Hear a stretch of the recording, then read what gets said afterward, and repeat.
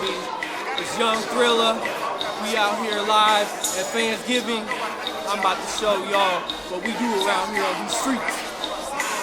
Follow me. Lima's own Will the Thrill.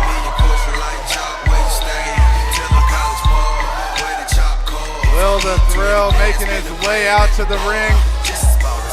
He was supposed to be our proper beginning segment here tonight, but I guess as we discussed earlier, Truth Martini wanted to take matters into his own hands. Yeah, when Truth Martini shows up, you just don't know what's going to happen, period.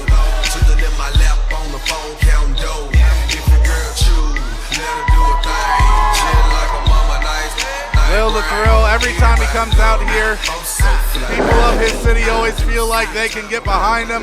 I feel like every time he's here, he's always showing everybody that you can just do, if you put your mind to something, you can do anything you want. And we've seen it with all the things that Will's been able to accomplish. Did you come out here to invite me over for Thanksgiving? You can come to the cookout anytime, Slick Rick. Lima, Ohio, what's happening?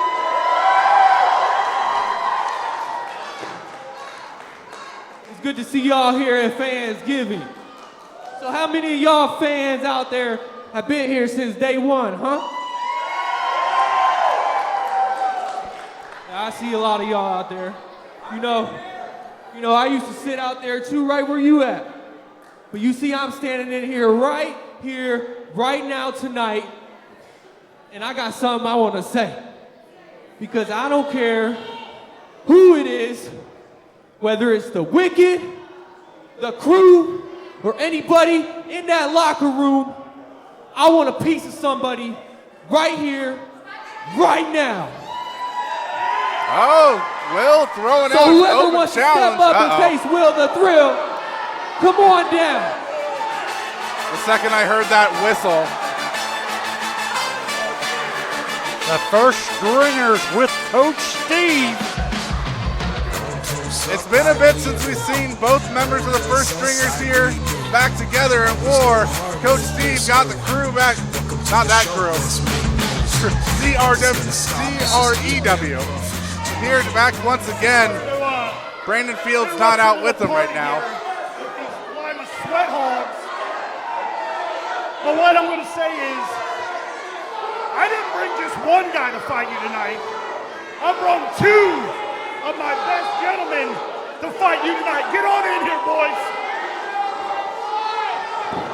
Steve saying he has not one but two So guys good luck. willing to fight Will You're tonight. finding a partner or doing this by yourself. And I just heard him say you can either find a partner or do this You by two, yourself. right? The first stringers, right?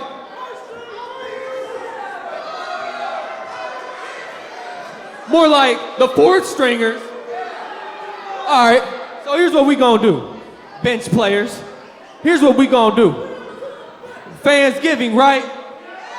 Fansgiving. How about I give back to a fan right now, be my tag team partner against the bench warmers? Did I just Who hear wants to be my correctly? partner, huh? Who's up there? Yeah, huh? Ripper, you're the Yeah? commissioner Yeah, of the you- board. Are you saying Yeah, this? I don't think we Hold can on, huh? sanction that. Hey, who?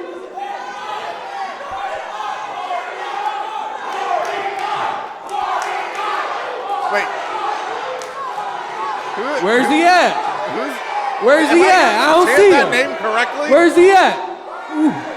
Party Mike? Mike here in the crowd. Mike? Party Mike's right below us. Party Mike's Mike, what are standing you right doing there. I here? got somebody then. Mike, come get in the ring real quick. Come get in the ring real quick. Party Mike out of the crowd. Mike wasn't scheduled to be here. He's just Well, here. yeah, he's just here. He doesn't have his wrestling gear. While y'all doing all this yapping, I got my boy about to come down the ring. He gonna set it straight with y'all. How about we have a tag team match? What y'all say?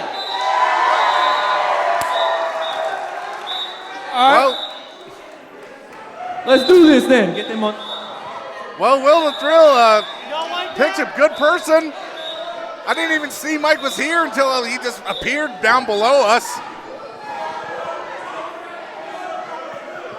But all right, I guess this is official. Party Mike once again back in the War Ring. Last we saw him was being a part of Gimmicks Inc. during their Tag Team Championship reign.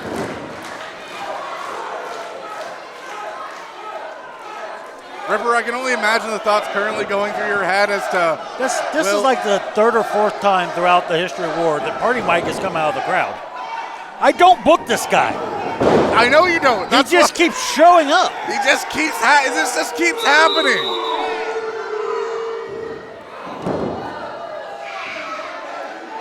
And let me take a guess. The time that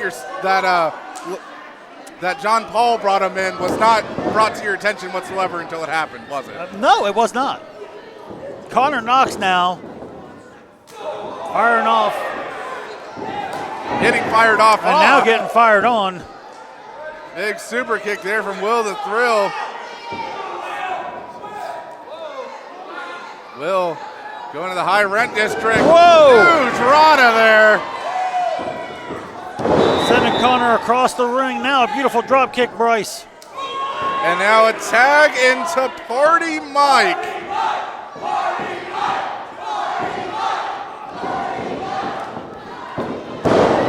Huge back elbow there. Will now. Little double team action for this makeshift tag team. I can't believe what I'm seeing. Will and Mike have never teamed together anywhere. This is just entirely off the cuff, and they're doing tag team maneuvers. I often feel that way every time I see Party Mike. I have no idea what I'm looking at. Well, that is a variation of a tag into River Maverick. Whoa, big chop. While the first stringers are very athletically gifted men, you also, when you're going up against a guy like Party Mike, you gotta... Oh, great equalizer there to rake of the eyes. Although, not a very athletic move. It's not athletic, but exactly like you said, it's an equalizer. What I was gonna say was when you're going against someone who is as big as Mike is compared to you, you gotta find ways to slow his momentum down. And taking the eyes out is probably one of the greatest things you could do. You can't see the guy, how can you hit the guy? Is this why you always wear sunglasses? Yes, that and the sun shines on me 24 hours a day, Bryce. Duly noted, River. Connor Knox now, tagged back in. Big shoulder blocks there in the corner, Bryce. Mike is just doubled over, snap-mared into the center, nowhere to go. We talked about the size of Party Mike, but Connor Knox has got some size to him too. Yeah, ever since he's been training with EC3, he has definitely put on some muscle to him. And how smart is this of Coach Steve to find these two young up-and-comers and put them together as a team? It was really an ingenious move. Before coming to War here, the first stringers hadn't teamed together. Coach Steve saw their potential and huge over the shoulder suplex. Tag back into River. Say what you will about Steve as a person, but he has an eye for talent. Giant elbow drop. And if we're giving out, credit, how smart of it was Coach Cat to get a hold of Coach Steve when he had to leave and put him with Brandon Fields. Hey, that is quite possibly one of the best moves of JV to the varsity teams that you could have had. Steve now and PG having a very vigorous conversation in the corner there. River taking every opportunity, just taking Mike apart limb from limb. Knocking Will off the ring. Mike, though. Nice that's a desperation move for sure. He's trying to reach for a partner that's not up on the apron.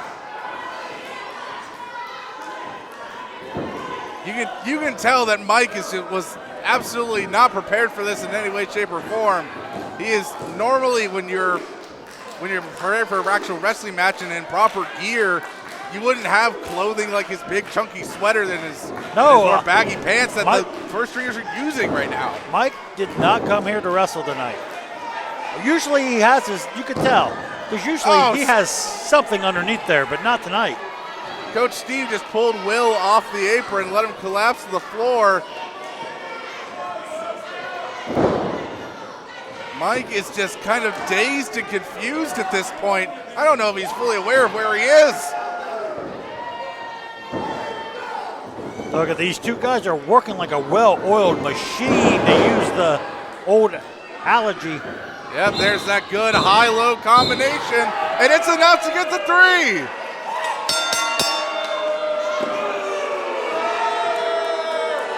Ladies and gentlemen, the winners of this match. Hey, Jheras, great. What's River doing? Maverick. You know, he just threw a right Connor directly into Will. He had a chain wrapped around his hand, Bryce. What? Stringers. I know Will has his problem with the Wikked, but here comes Apollo Starr. Chasing Jheras off. We'll see those two face off later tonight. But meanwhile, the first stringers are just, oh no. No, you can't, don't do that to him. The man wasn't even supposed to be here. The first stringers just brutalizing. It's just probably splitting the tendons in Mike's leg. You could tell they were not happy that Mike come out of the crowd. These guys work and scratch and claw to get their spot here, and Mike just keeps showing up. I can understand it to a point, but there's no need for this. Yeah, for supposedly being athletes, talk about like unsportsmanlike behavior. Gigi Rodriguez and our staff here having to check on Mike as Apollo holding on to Will, who's still suffering from that chain to the head. Everyone, we're going to get these two some medical attention, so. Hang tight for more war action. It's coming. Holy crap, what a start. It's not at all what I anticipated for Fansgiving.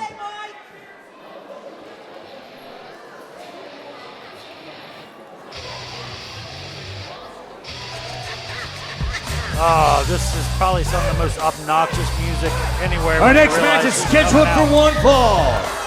Introducing first, he represents the Crew. He's from Akron, Ohio, the Thunderbird, Jake Ely. Now,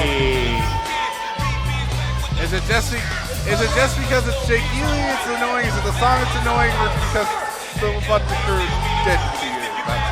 Why can't all things be true, Bryce? You raise a good point. Out of all the people that I have the misfortune of sharing a birthday with, Jake Ely is probably the one I am least happy to share it with. I would change the date if I was you. I don't know if I can legally do that.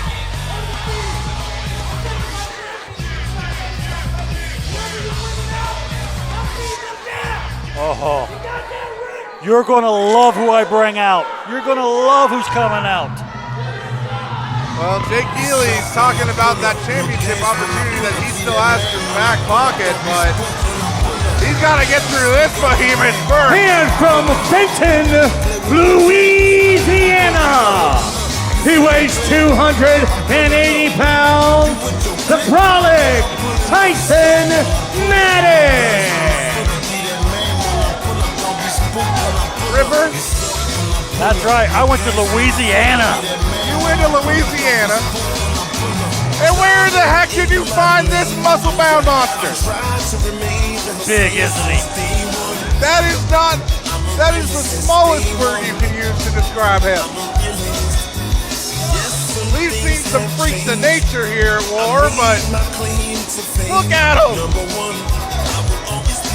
I heard what Jake Ely has been saying the past couple months, so I let his mouth write the check, and now let's see if his ass can cash it. Well, Jake Ely is nothing if not confident. That's one good thing I can say about the man. So let's see if the Thunderbird is going to get turned into roast chicken. Tyson working a lot down south that way. Quite the accomplished athlete.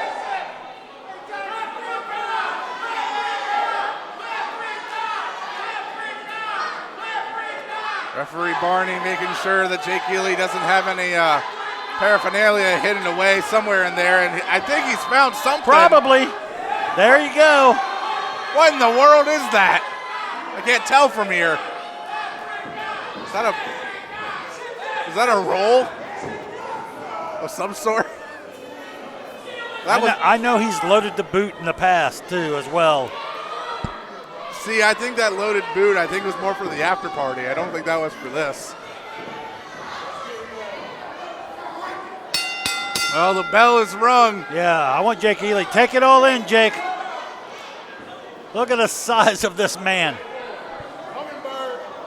The man who calls himself the Brawlic has a good reason to say it. Dude is built like a modern day Adonis, that's for darn sure. And Ely just immediately rolling out of the ring. Call for a timeout that does not exist. I'd just like to add, Tyson has been in contact with War Wrestling for like 2 years to get a spot on this show. And I couldn't think of a better spot than to face Jake Ely. Hey, I don't blame you one bit. Ely, I would be very worried about that stance that Tyson was taking. He looked like he was ready to come spear ya. Oh! And he caught the shirt. Yeah, I don't think I would anger a man that large. But Jake has always had more balls than brains. Sorry, Ely. I think you're going to have to go home shirtless tonight. And so the chase begins.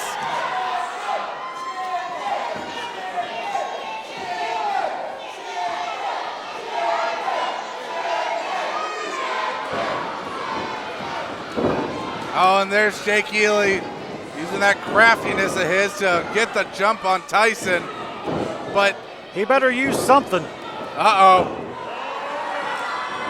Oh, boy. Throwing Jake Ely across the ring like a rag doll. Threw him out like yesterday's garbage. And now he's caught face to face with the Brawlic. Uh-oh.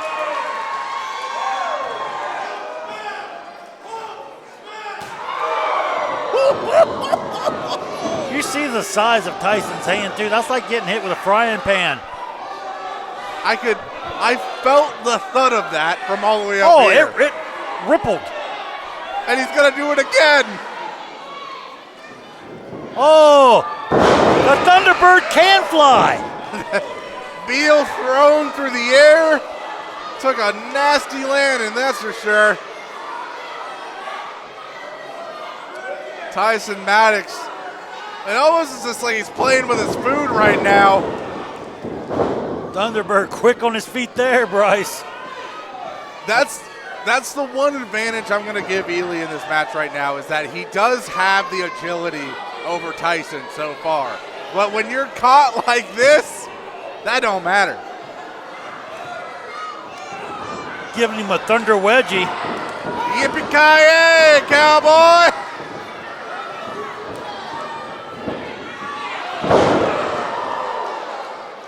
That's going to leave a mark, Bryce. Yeah, that's certainly one variation of the atomic drop.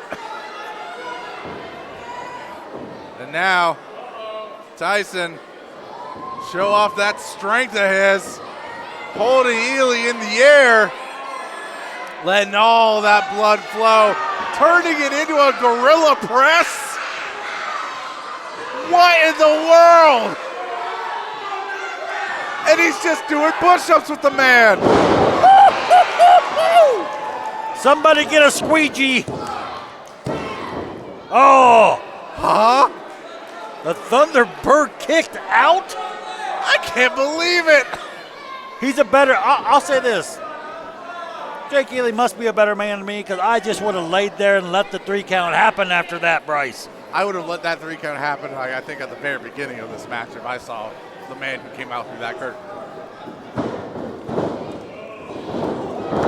Like I said, Jake Ely's always had more balls than brains. And that may be what's going to get him killed tonight. Absolutely, as that shoulder tackle definitely seems to have sent his soul out to left field. Tyson looks like primed and ready to continue the onslaught. Even just an Irish whip across the ring is enough to make Ely jump in the air. Does Ely have an opening here? He almost did. Why? Why would that be the move you'd go for? Fall away slam. Ely just out like a light as the Wiseguys now coming to collect their buddy. And Tyson says he don't care. Meeting of the minds.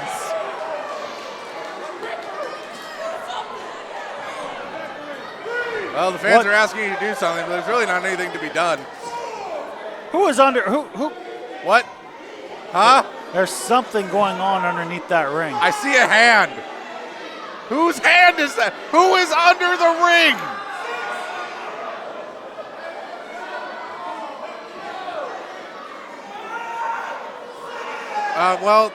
Despite the fact we have a basement dweller somewhere, Tyson throwing. Whoever, they're grabbing his leg.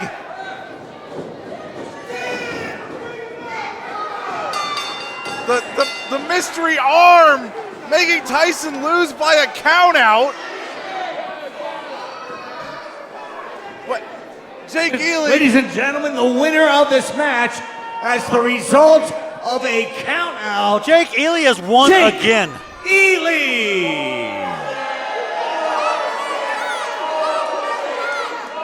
Okay, Tyson rightfully go and brutalize the man. Who is under there? Can we send like staff or something? Should we get that inspected?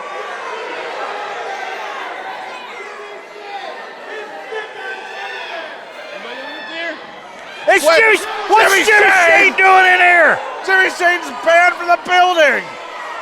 He's suspended. He better learn how to run because this Tyson is chasing him. I don't blame him. And that is not a man you want to be chased by. Security sucks. Our next match is a triple threat match for the War Women's Championship.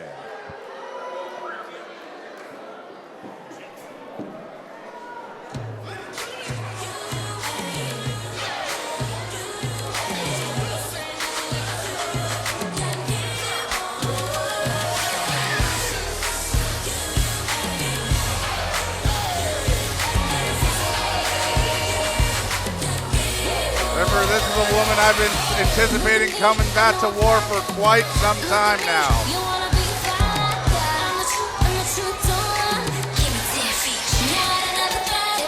Yeah, she wasn't very happy with what happened the last time she was here. Very vocal about it. Ladies and gentlemen, introducing first one of two challengers in this match from the Gem City. The main topic. The Elevator, Storm Garcon. Storm Garcon, over these past 2 years, has been one of the most accomplished women's wrestlers in all of the Midwest. And she's brought herself back to War once again to try and get a hold of some even more gold.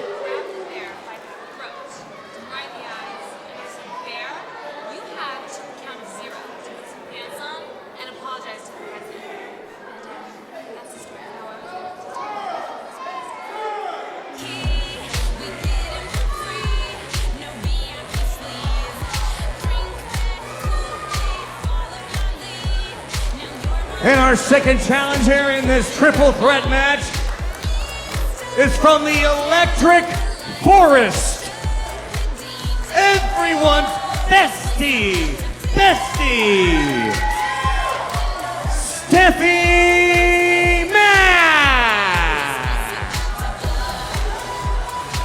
Stephie Mack, another very accomplished standout here in the Midwest wrestling scene, having made her ways across Indiana and now making her way throughout Ohio. First time we're singing her here in a war ring.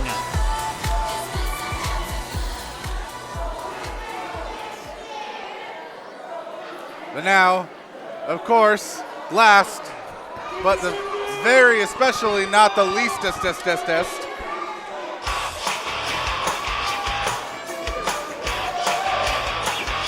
woman that these two are challenging for the War Women's Championship. Here's our champion.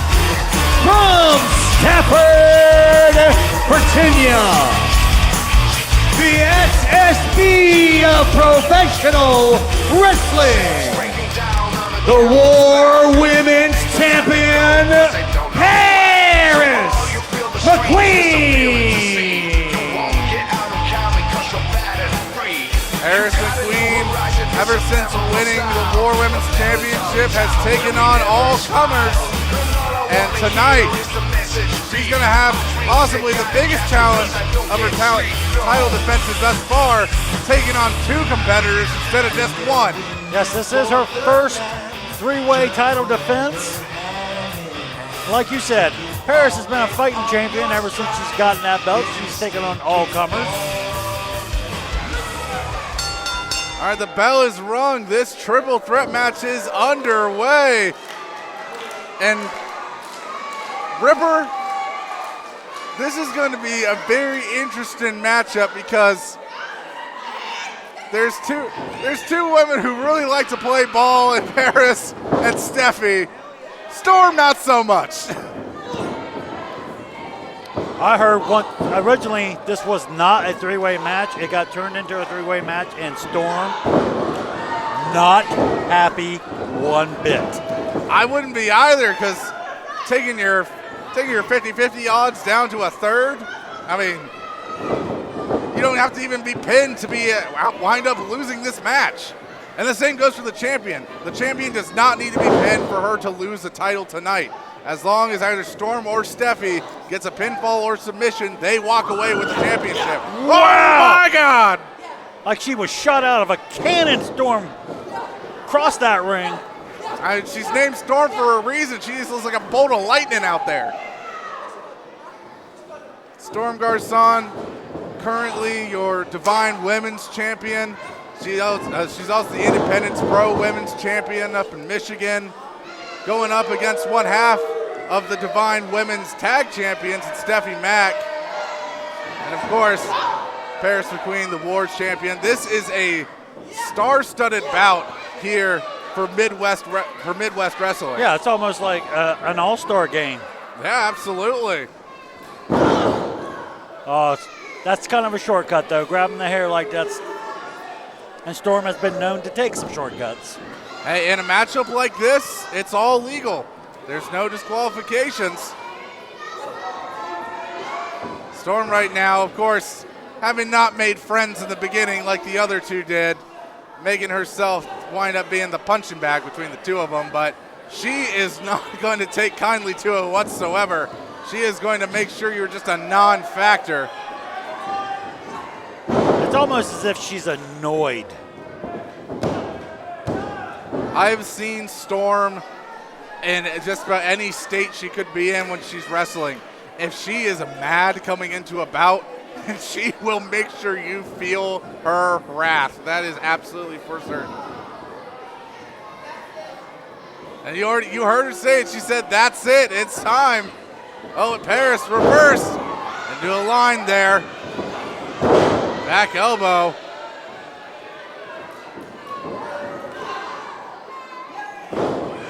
Now we see something we've seen Paris do time and time again. Looks like she's going, oh no, instead of going for the hip attack, Stephie now going in for a buster there. Roped a little slick there, but still worked to her advantage. And the hip attack from Paris McQueen as well.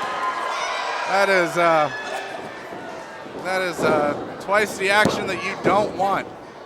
Stephie goes for the pin, and, well, sorry, Stephie, but there can only be one winner.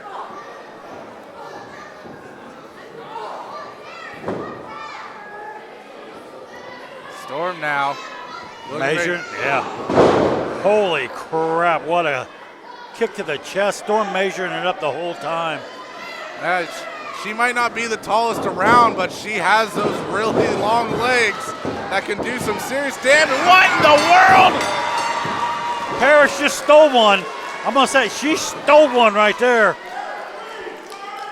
Catching Storm out of the Ladies pump and gentlemen, kick, the turn winner it into a roll-up. and still War Women's Champion, Paris McQueen.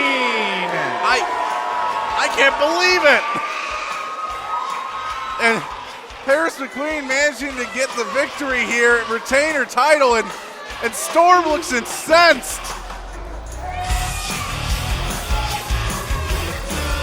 Oh, Storm is not happy one bit.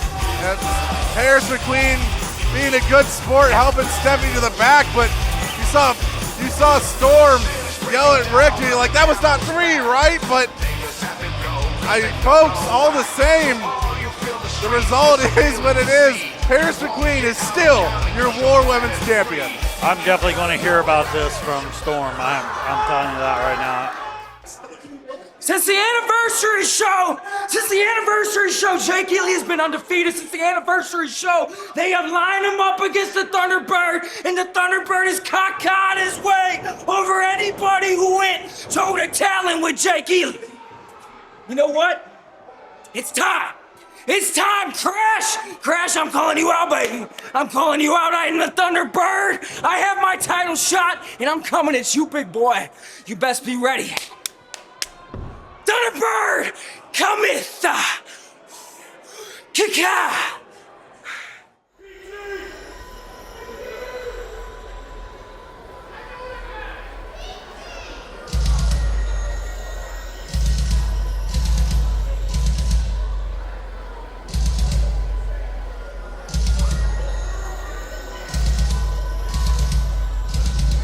Ladies and gentlemen, our next match is scheduled for one fall. Representing the Wikked, the White Wolf, Jheras Gray. You might notice Jheras Gray out here by himself tonight. Jessie Black feeling a little under the weather, so she says. I think maybe she doesn't want to get snatched up by Beastman again. I certainly don't blame her. We saw Jheras Gray earlier tonight with that same chain he has in hand, used it to throw a nasty right hand in the skull of Will the Thrill, but he was chased off by the man that he's going to be facing here tonight in this bout.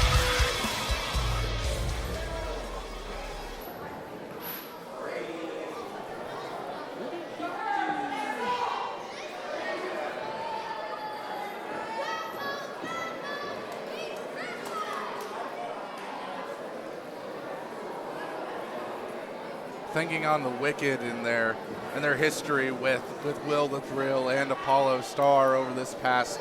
Oh, it's gotten just downright nasty. Yeah, it's this whole past year and some change at this point. It's been just absolute brutality and savagery between all involved parties. All the men have gone to lengths that I don't think I've seen many go to before.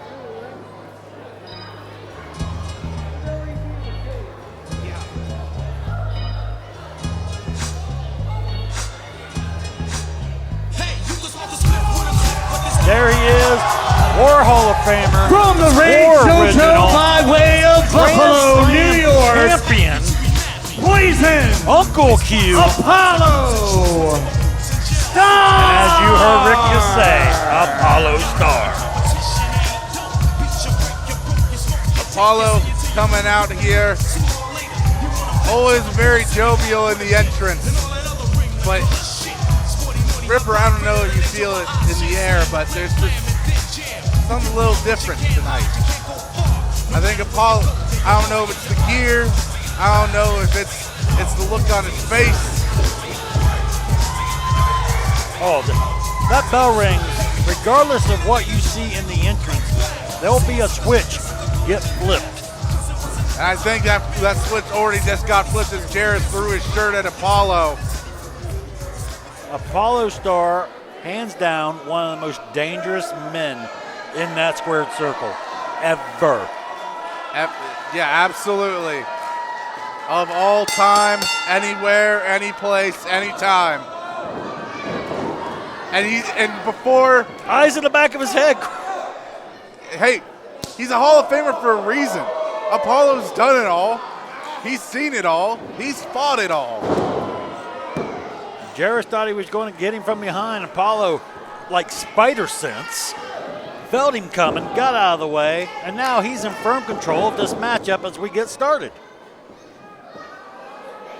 Jheras Gray, one half of the Wicked's newest tag team in the Grey Wolves. Partnered with Alex Lynch, a man that Apollo has had quite the history with this past year. Those two have gone to, pardon the pun, war and back. Fighting through injuries, broken arms, twisted limbs, all because they just despise one another. And Jheras having picked up where his partner left off, in the sense that Apollo has given the beat down on him. And it all came down to Apollo's son was teaming with Will the Thrill. He's injured, he's out.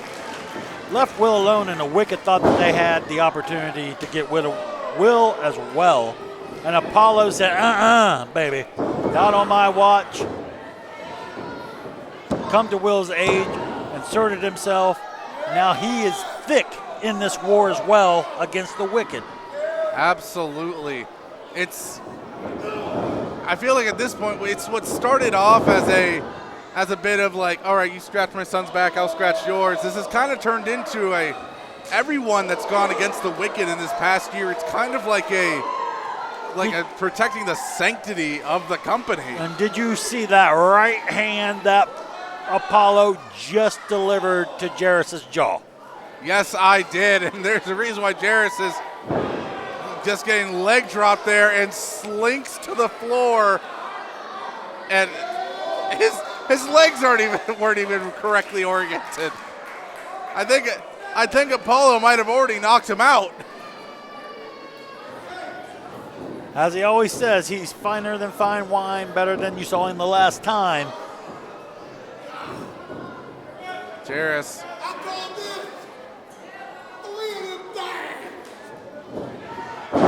Wow. And he keeps a hold of him, Bryce. Yes, he does.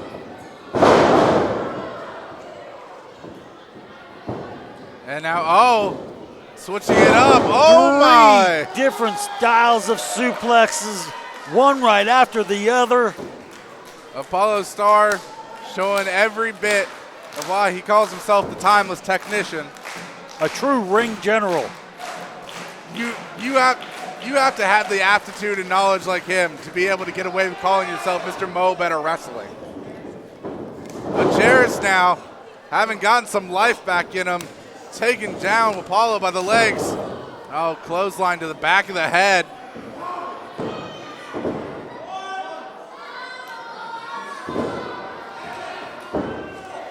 Jheras using that referee's count to his advantage before he had to break a hold of that choke.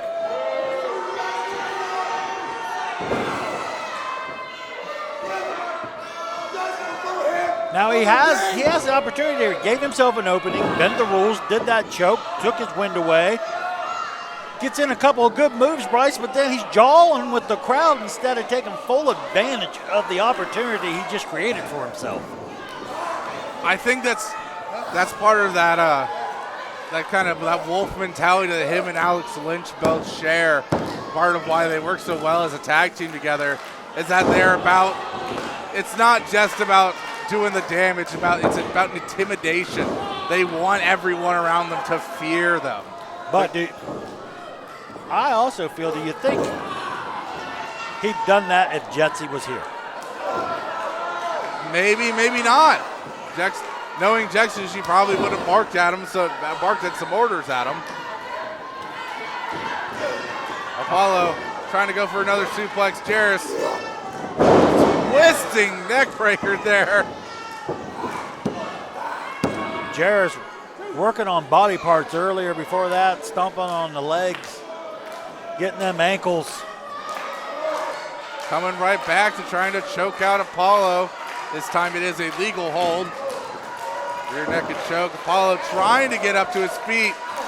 Apollo is also known as being a submission specialist, so most submission holds he knows the counter to if you try to put him in them. Oh, but don't need a submission hold to do it. You just need to get him down.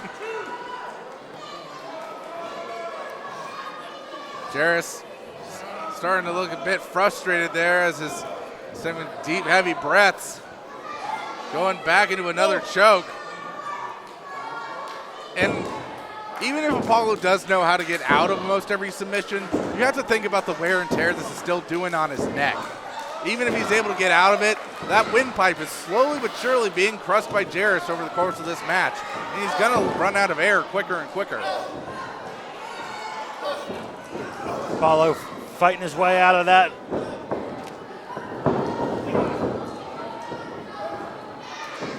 Stop Jheras in his tracks with those forearms. And now, hook the leg. Oh, T-bone! Appollo. He's feeling it now. He's got the crowd into it.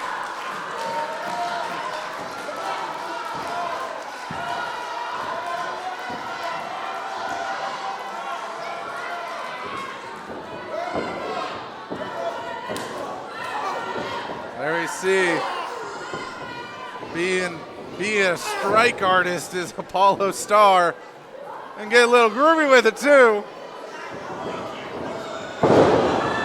And Jheras is down.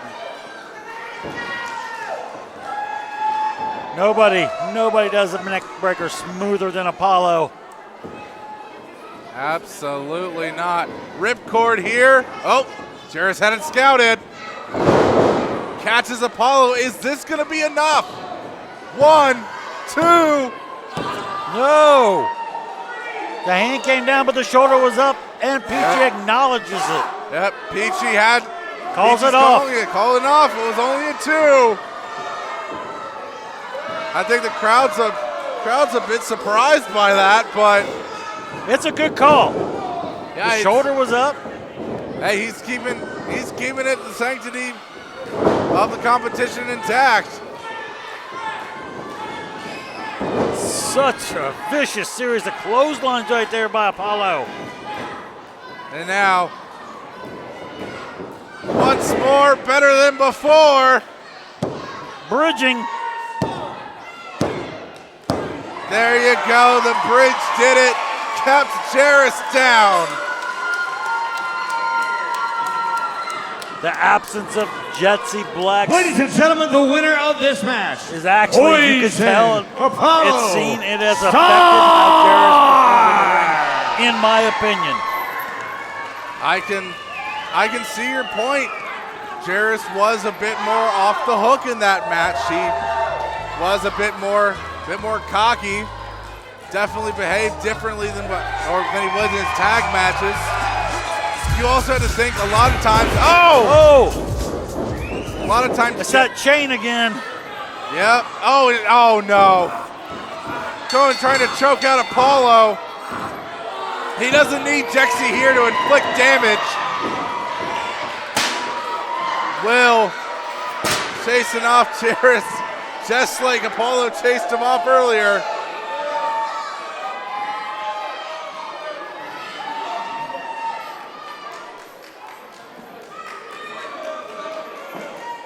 And Will the Thrill telling him to run off like a scared little dog, but knowing Jheras and the rest of the Wikked, they will not take kindly to a gesture like that.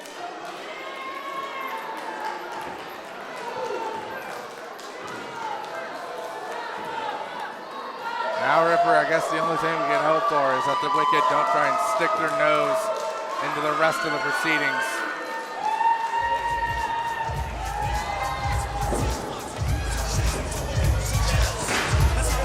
There's your winner, Apollo Starr.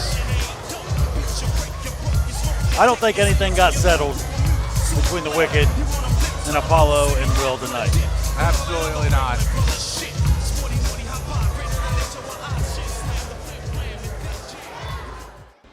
War of Wrestling, I asked you to bring the baddest woman, and you brought not one, but two women, Storm Garcon and Stephie Mack. It was a fierce and hard-fought battle, but I am still your War Women's Champion. And I heard a rumor that Casey Clay, Drop Dead Gorgeous, is my next opponent. And me and Casey have had a bit of a spat in other promotions recently, but I welcome her to the War Wrestling locker room, and she better bring her A game, because I am the bestest champion. I ain't going anywhere, baby. I am here, and the reign of McQueen is here to stay.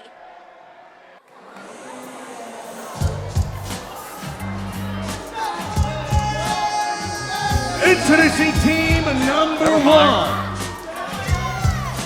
Creed Costello. Johnny Cisco. The Gruesome Twosome. The Gruesome Twosome here, back in war. Creed Costello and Johnny Cisco. Last time we saw them, they had a bit of problems due to Delivery Inc., but looks like they're here in a fatal 4-way tag match. Ripper, that wasn't the case now, was it originally? No, but I don't like these guys. Yeah, do you want to elaborate? Representing the crew. My understanding, this was originally only supposed to be a two-team match. The main Yeah. man, But like I said, I don't like these guys. Not one bit. Like, at all. Massachusetts. I don't blame you. Tommy Hamilton. They are the War Wrestling Tag Team Champions. The Wiseguys. Dino DiCapo and Tommy Hamilton, the Wiseguys. They, ever since they won those titles off of Gimmicks Inc., they have held on to them by hook or crook, and something, I can't criticize you for doing this, but something tells me maybe making this a fatal 4-way is just maybe a little bit of stacking the deck against them, maybe. What? From the land I of wouldn't do that. sweets and All these teams are worthy of a title shot. James the Baker Hickey. From Paris, France, the mastermind, Jean-Paul Les Miserables. They are Gimmicks Inc. Gimmicks Inc., definitely the former tag team champions prior to the Wiseguys. They absolutely do deserve a shot at it. Every shot they've had back to face them has always been interrupted in some form or another by these men.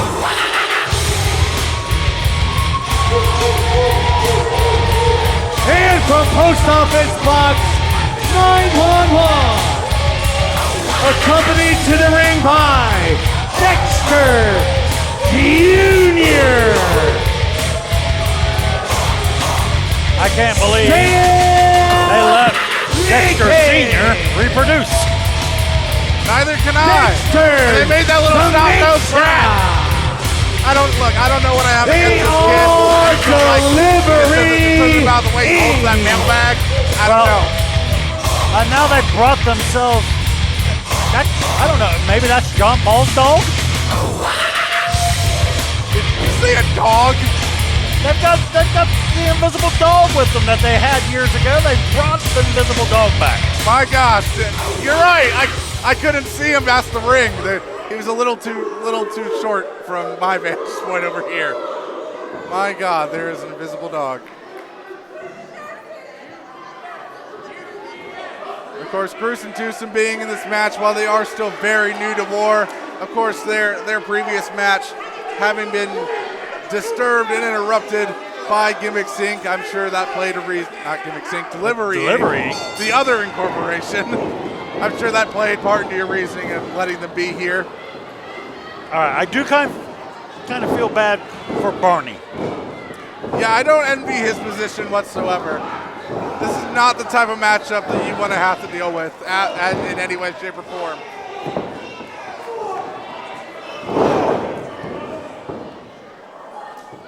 Well, I think we've gone to clear the herd a bit as Stamp Lickage sent to the outside, and John Paul now looking to send Creed Costello as well as James the Baker Hickey.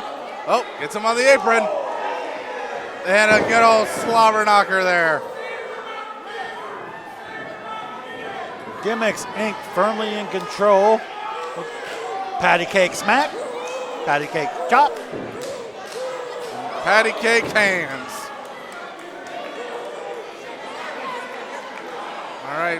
All right, Mime, let's bake us a Cisco as fast as you can. Rick called it a fatal four-way. This is more of a four corners match. Beautiful bridge there by Cisco. Not enough, though. John Paul has been through a lot worse to have to take a pin like that. I don't know how wise it is for the Wiseguys not to be involved in this. Titles are on the line. If the Gruesome Twosome were to pin John Paul or John Paul pin Creed or Cisco, they're the new champs. Yes, indeed, though. I think it's kind of like what we saw in the women's title match earlier. You kind of got to like pick and choose your spots.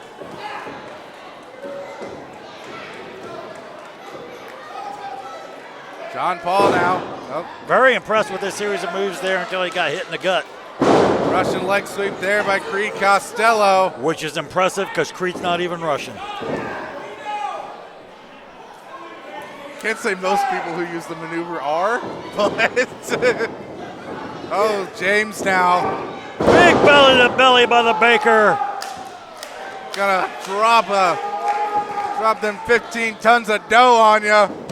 And here comes the rolling pin. Now there's the Wiseguys, not letting it happen. No baked goods for you. Gino DiCapo forcibly tagging himself in. Right hand to Creed. Now it seems all four teams are back under their respective aprons. Stamp Lickage coming in. Taken down with a back elbow. John Paul not taking the opportunity to go after Gino in that instance. Instead, was going for Stamp. The disdain he has for Deliver Inc. for what they did to him at the anniversary show. Absolutely. Ever since John Paul, splitting the river in half there with Gruesome Twosome.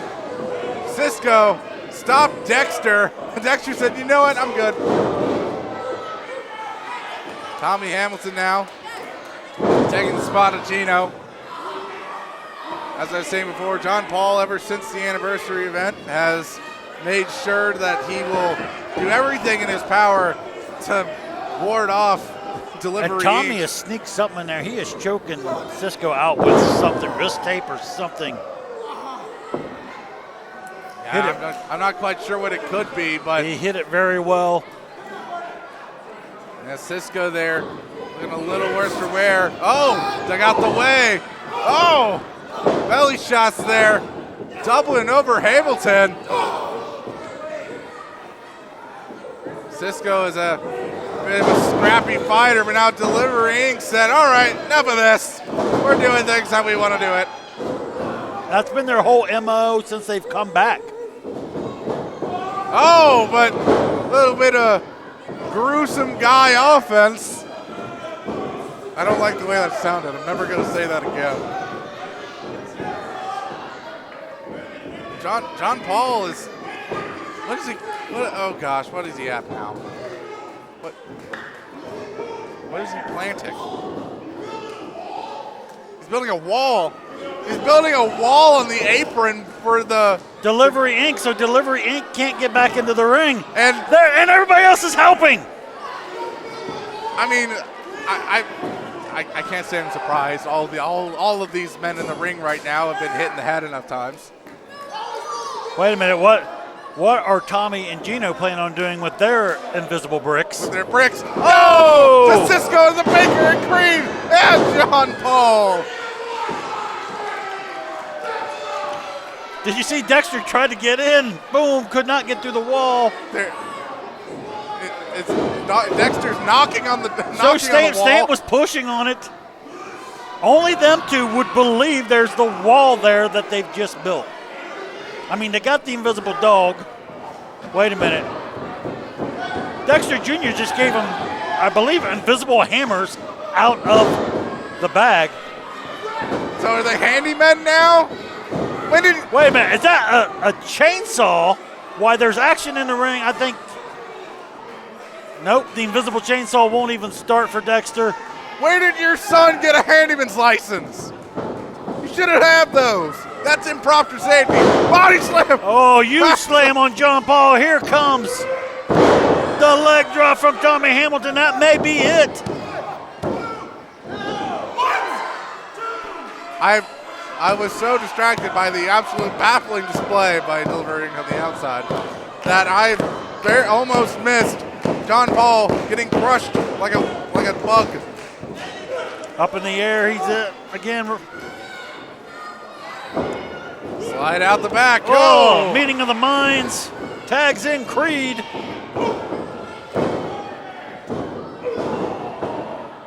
Tommy Hamilton. He's definitely wounded, but he's not down. Using the bit of power he had left to just throw Creed to the floor. James on the outside regrouping with John Paul. Creed sent for a ride down the sidewalk and a back senton from Gino.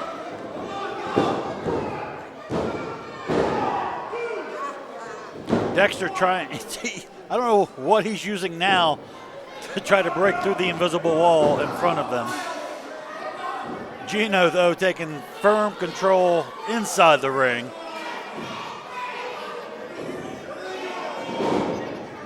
Are they pulling out a jackhammer or something? Who knows? That bag is as mysterious as they are.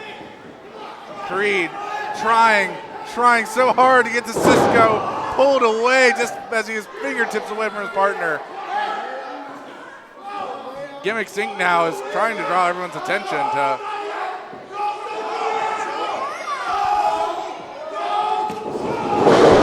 They just blew the wall up. They just had a pile of TNT explode. Ripper, OSHA's gonna come for us now.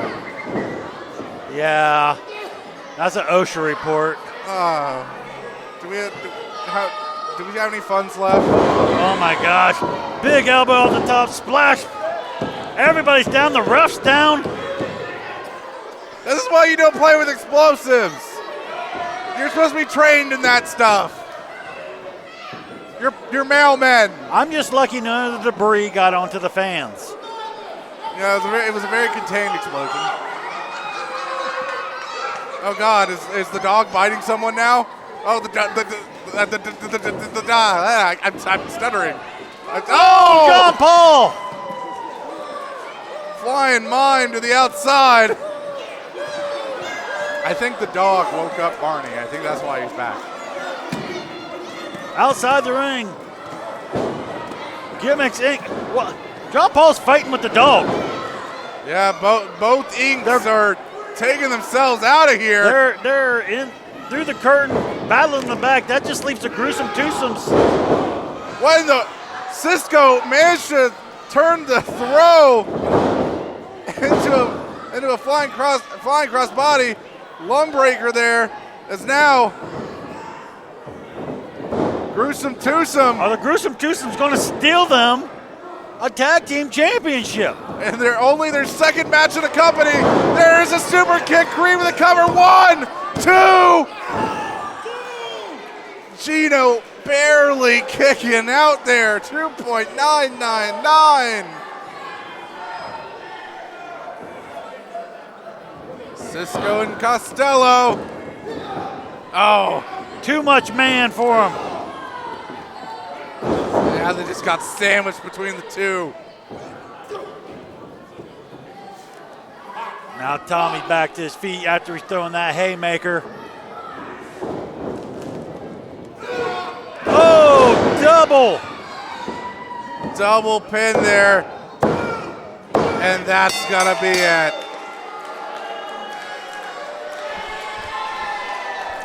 Ladies and gentlemen, the winners and still the War Tag Team Champions, the Wiseguys. Hey, cut the music! Cut the music! Congratulations, you two! Up here, dum-dums! So, congratulations, you retained. I thought I was going to get one over on you. But, you guys remember Dalton McKenzie? Dalton McKenzie, you know, the guys you screwed over to get Ely a victory. We never screwed everybody who didn't have a Next month, you guys and Dalton McKenzie and a mystery partner. Good luck. What are you doing, Rick? Get him out of here, music guy. Well, that's quite the announcement to make. Dalton McKenzie and a mystery partner going for the tag titles against the Wiseguys in December. All right, don't miss it. The Wiseguys will face Dalton McKenzie and a mystery partner when we return in December. Being screwed with. That's a fact. Oh, remember that time of bombshell that you just dropped? I'm sure we have to go do a little bit of paperwork to finalize that. Oh no, this was plan B from day one. For far too long, y'all been playing around with us. You're looking at two of the best around here. Jheras Gray and Alex Lynch. We got an idea for you two bitches. Yo, check it out. Jexy Black, you don't understand when the war is over, so we gonna let you know. Crash took the title from you and Beastman. Beastman got tired of your shit, and now he's rolling with Crash. And me and Will are about to get rid of Jheras and Lynch. Lynch is such a pussy, he couldn't even show up. But that's cool. Show up in December, and we gonna do a tag team last man standing match. And y'all will not be the last man standing.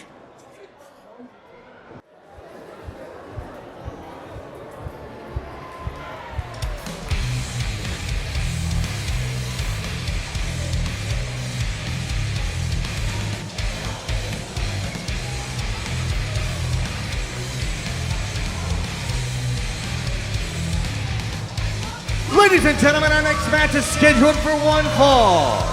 Introducing first, from Cleveland, Ohio. He claims to be God's gift to women, Jacob Rose. Just because he dresses like a girl doesn't mean he's God's gift to women. Now, Ripper, I know you and Jacob have a history of online jokes at one another's expense. Oh, those aren't jokes. I mean every word I say. Well, I guess they must stand for something because he still chooses to be employed by you. I do it as a favor to his mom. Well, no matter our own personal biases, you have to admit Jacob Rose has had quite the impressive track record this year. While he didn't win the Respect Championship in that triple threat ladder match, he still has an overall winning record at War events this year. He's been getting it done no matter what obstacles put in front, but this should be a good one. I'm very excited about this young man that we've brought in tonight. I see a bright future for him. from Dayton, Ohio, the Platinum Blade, Nick Ultima. I think this is a guy that matches the skill set of Jacob in between them ropes, and I'm very excited to see this match. As am I. Nick Ultima, still relatively new, all things considered. I believe he's been wrestling actively for about 2 years now, if I remember correctly. He is extremely athletically gifted. Like you said, can match Jacob, who is known to be one of our more like high-flying type of members. Nick Ultima is going to be quite the challenge for Jacob here tonight. And also, this is one of Nick's first few matches back after taking some time away following a passing in his family. He's coming back better than ever. Dude is looking more sculpted than I think I've ever seen him. He is absolutely ready here for a fight. And of course, Jacob Rose trying to take advantage of the sportsmanship of Nick Ultima.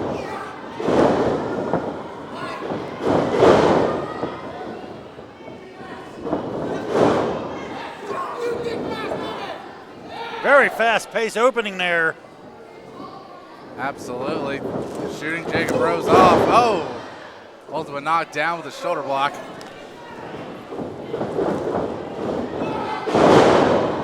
Beautifully done by Nick Ultima.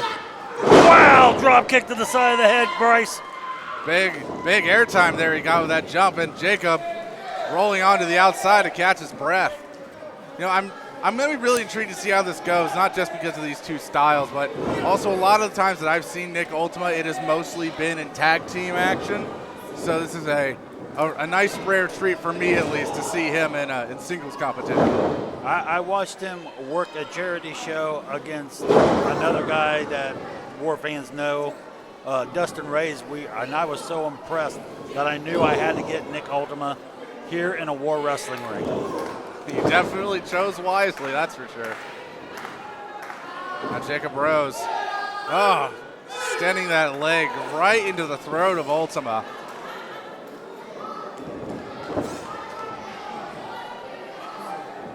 Nick getting to the ropes, trying to climb his way back up as Jacob continues to stay right on him, right where he wants him, face first into the top turnbuckle. Jacob Rose very well could be the future of war wrestling. He absolutely could.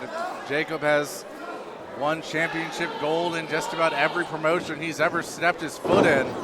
He's won the War Tag Team Championships in the past as well. 2 times with Brian Michaels. A man he still has quite the vendetta against. Oh, both men knocked loopy with that one. Jacob goes for the cover.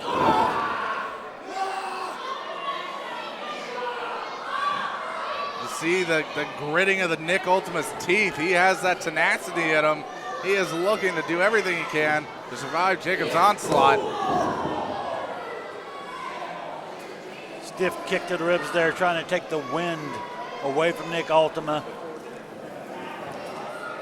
And now just blatant choking him on the ropes, Bryce. Now Jacob Rose has been refereed by Joe Lopez on numerous occasions. He is well aware of the fact that he knows Joe's cadence of when it gets to count to 5, and he will use every bit of it. Ultima just kind of rolling away, trying to do anything he can to just get distance between himself, but Jacob just always right back on top of him. Never enough. Calling for the rope break here. And have you noticed, we started off super fast in this match. And now Jacob Rose is taking control. He has slowed things down, being very methodical in what he does in his moves, Bryce. That's Jacob Rose is getting smarter, and he's been doing this not quite 10 years yet, but he's getting close to a decade of doing this. And Jacob Rose he's become very wise despite his young age. He's still in his 20s even. Not even his late 20s, I don't believe.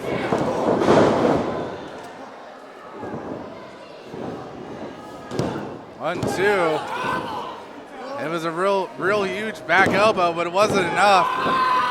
I don't think that second pin attempt was going to work out if the first one didn't.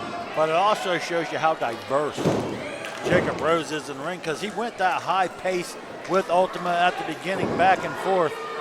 And now he has slowed it down, and now he's taking his shots, he's working body parts.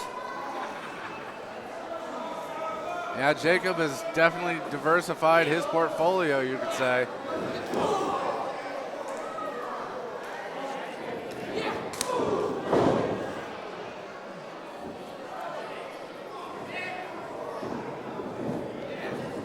Nick Ultima just still finding the power to kick out of it, but I just feel like every new attack that Jacob's launched at him, it's just those kickouts are starting to get a little bit weaker and weaker every time. Jacob has definitely done a really good job of wearing out the willpower in Ultima. Nick, though, being cheered on by the crowd, managing to get back to his feet. Gets out Jacob's clutches. Oh, only for a moment. Ultima staying bent down, lowering that center of gravity to avoid that German. Nice reverse with Jacob. Well, like we said, he's not as dumb as he looks. Oh! Or is he? That roundhouse kick, I think that's nighty-night. Is this it? You could have fooled me. I thought for sure with the way Jacob fell that was over. I would say he probably knocked his brains out, but you don't even have to finish the sentence. if Jacob had brains, he wouldn't be wearing them tights. I'm telling you that right now.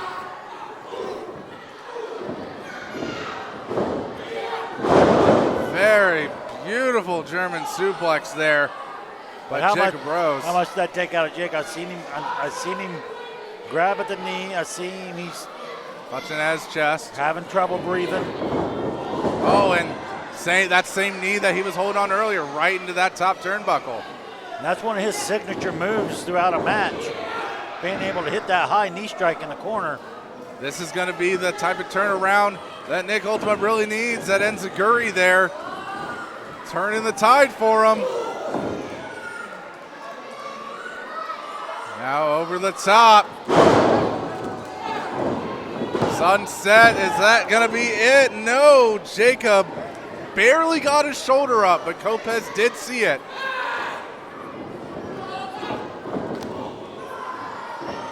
Keep going at them knees in the midsection. Ultima, those trained feet of his are doing some work. Whipped across the ring, nice reversal by Jacob Rose. Follows him in with a clothesline there, Bryce. Yeah, Jacob going now and more into his power part of his moveset, it seems, but Ultima sees it coming. He's able to turn it around. And you can see Ultima's trying to speed things up because that works to his advantage. Yeah, he's making the pace of the match what he wants. Oh, stiff kick right into the spinal cord. High velocity, high impact. That's what Nick Ultima's all about. Now showing off a bit of power of his own. Hook the leg, 1, 2. And Nick looks really surprised. He thought that was it. I'm really surprised. I thought that was it. I mean, we've both seen Jacob Rose go through hell and high water in a lot of matches here at War. So we know what it takes to keep him down. Ultima looks like he's ready to end it, though. Oh, Jacob tucks the kick. Roll 1. Oh, that's 2, a handful of tights. 3. That's a handful of tights there, Bryce. Yep, and Joe saw it. It would have been a 3 had he not seen it. That's the first time I think Joe's ever seen anything. Oh, right across that middle rope went Ultima's throat. Give Joe some credit. He saw the extinction of the dinosaurs. Package pile driver. 1, 2, 3. That's it. You crumple somebody up like that and drop them on their head. Ladies and gentlemen, the winner of this match, especially after that shot he took to the throat from the Rose. Nick Ultima put up a heck of a fight there in that match, but Jacob Rose managed to eke out that victory there at the end. And even despite how he's acting, he still has that bravado about him to do a bit of the showboat. And now he's pointing to you. I know he is. Because he wants me to be a stepdad, Bryce. No, he blew you a kiss. I think he wants more than that. Well, everyone, with that terrible mental image now over your heads, we'll be back with a bit more action.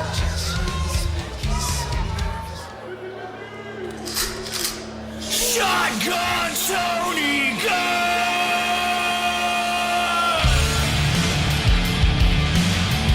Ladies and gentlemen, our next match is scheduled for one fall. And it is for the War Respect Championship.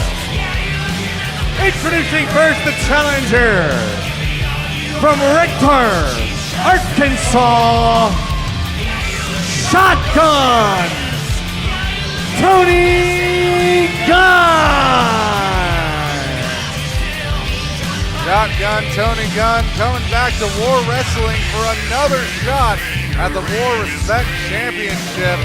Ripper, he said that in that previous match against Ryan Michaels that his shoulders weren't pinned properly for the 3 count, and he demanded a rematch, and you and Michaels both agreed to give it to him. Oh, Ryan Michaels was oh so ready to, and even said, all right, then this time I'll make you tap. Well, knowing the repertoire of Ryan Michaels' moveset, we know he's well equipped for that. So folks, here comes your War Respect champion himself.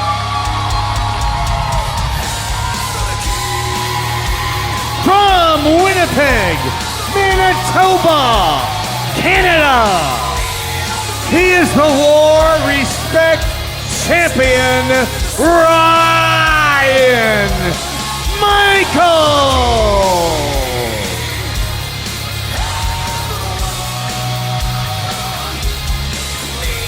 Ryan Michaels repeatedly after the match tried to shake Tony Gunn's hand, show him respect.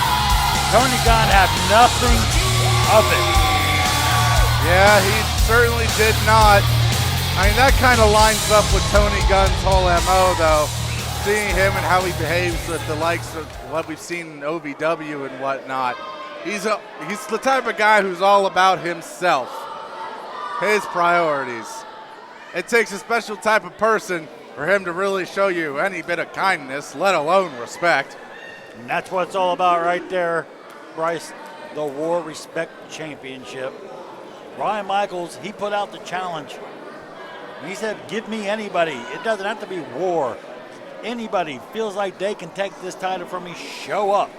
He'll put it on the line. Tony Gunn answered the challenge last month, felt he got slighted. The rematch is happening.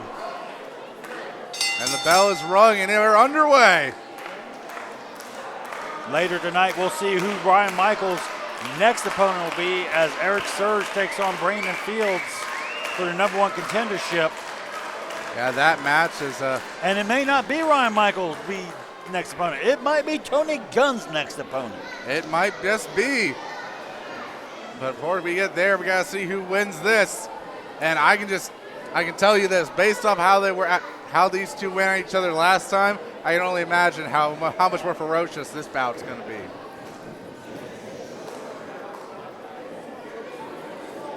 Tony Gunn, I believe, playing a little bit of mind games right here, Bryce. Yep, right off the bat. I mean, there's one bit of a character flaw that Ryan Michaels has always had. Yeah, he's impatient as hell. Impatient, and he's very easy to frustrate.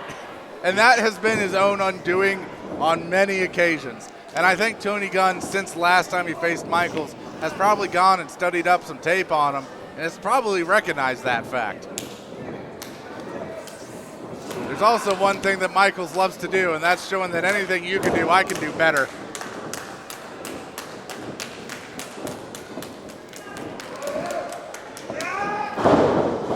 Nice back and forth here between the two. Saw a lot of this at the last event. I wasn't here, but I got to watch on Valor Media on YouTube. Yep. And if you're hearing our voices, that's where you're hearing us now. Shout out to our team at Valor Media Productions. They do a wonderful job in making our televised program possible. Tony Gunn a little too pleased with himself after that series of moves. After a little bit of showboating there from Tony, the crowd immediately makes it clear who they're rooting for here tonight. And Ryan Michaels, he had to endear himself to this crowd because when he first showed up, he was kind of, lack of a better term, he was a douche. Yeah. He has that first impression on a lot of people. But he's put in tons of work with this crowd. They've seen him grow and evolve as a person here at War. From seeing him be a part of the entourage, and claiming to be the member of Humbleville and all that. He's gone and shown the amount of character that he has, that he is a reputable guy underneath that whole exterior of his. And now we see, like you mentioned earlier, Michaels immediately was going for a submission there. Tony Gunn. Yes, Ryan Michaels loves to use the sharpshooter. Another move he loves to do is the pedigree. He's very influenced by Triple H and Bret Hart growing up watching wrestling. He's pretty much combined those two styles into his offense and defense in professional wrestling. And he's definitely made those styles work to his advantage. Tony Gunn, meanwhile, is more your rough and tough bruiser type, though mixed in with a bit of shenanigans, the type you'd see Bobby Heenan try and teach his mentees. Right now, though, like I said, he is playing the mind games, and he's winning at this point. Yeah, Michaels is. You see him, his hands on his hips, his face is getting a bit red.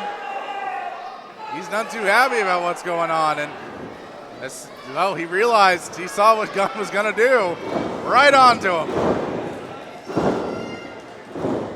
And you said, Gunn's kind of a brawler, but Michaels can go that route too. Michaels is very versed. Yeah, having been around as long as he has definitely dabbled in every sort of style you can do. And one that he doesn't do often, but he'll do it if he has to. Going up top.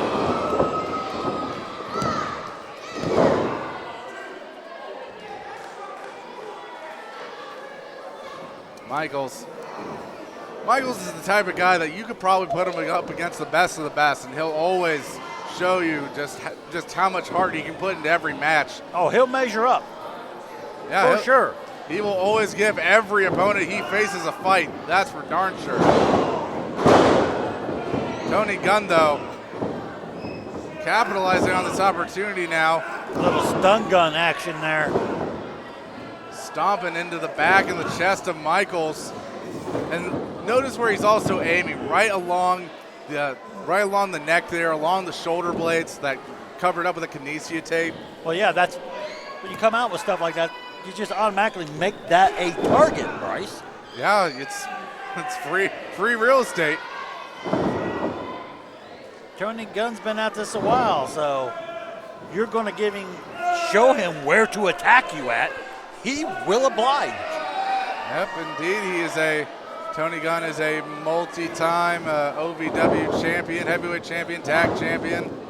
Held just about every title that promotion has to offer, and looking to add the War Respect title to his list of accolades here tonight. More damage being done to that neck. Up and over, oh my God. Turned Michaels a full 360 inside out. Gunn, though, not going out there to capitalize on Michaels in this state. Instead, willing to just let him kind of suffer and lick his wounds for a little bit. But you can't win the title that way. It has to be a pinfall or submission between them ropes. I think it's dawned on him. Yeah. Oh, that was just a meaty clacker right there into the jaw. And another one.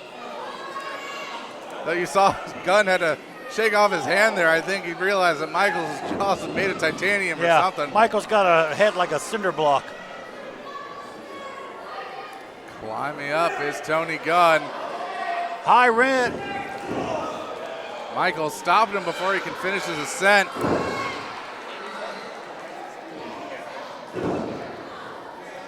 In the last match these two had, I believe it was the other way around, or it was Gunn who stopped Michaels. Now Michaels seems to have the upper hand.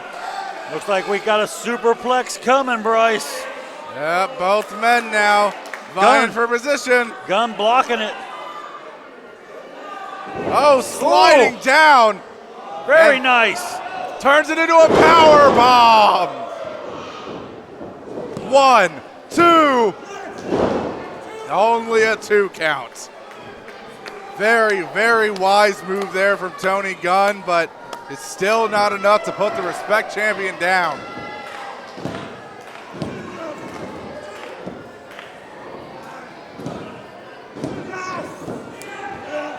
Gunn now, I think now his frustrations are starting to get to him. He's refusing to go into any more attacks, instead just being like, no, this pin has to work. It has to work.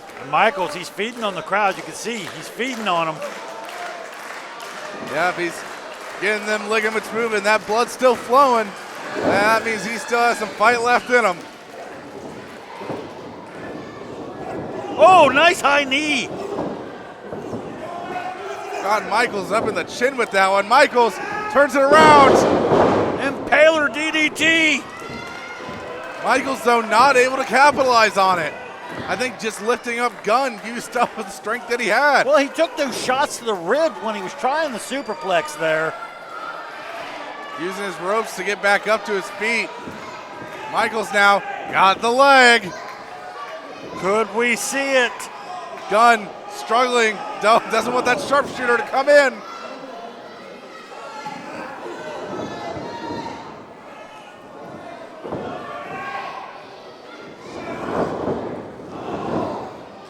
Nice roll through. Michaels now.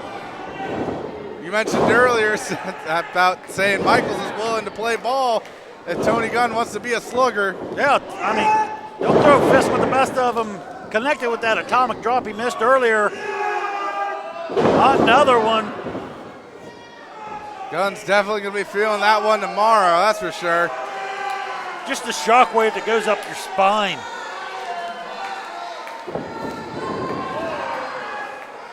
Nice bit of agility there from Gunn, ducking out of the way of Michaels, catching him on the attack. Back to that neck, Bryce. Yeah, you have to imagine if Michaels sustains much more damage onto that neck, Peachy Rodriguez might have to take some serious concerned looks at Michaels. Oh, high flying knee. On point like a heat-seeking missile, Bryce. Yeah, Gunn is pinpoint accurate with all these shots. And is he looking to go for it again? I'm thinking he might. Yes, he is. Dusting his hands off like the job's already done, but it's not over until someone gets a 3 count or someone taps. I think Gunn thinks one more and this is it. Is it going to the well one too many times? Because he took a little bit more time this time to get up there, Bryce. Well, he's just waiting for Michaels to get up to his feet. If this connects, it's over. Oh, he was too far away. Michaels got it locked in. Michaels has the sharpshooter in. Sharpshooter in the center of the ring. Gunn is not close enough to the ropes. And Tony Gunn taps.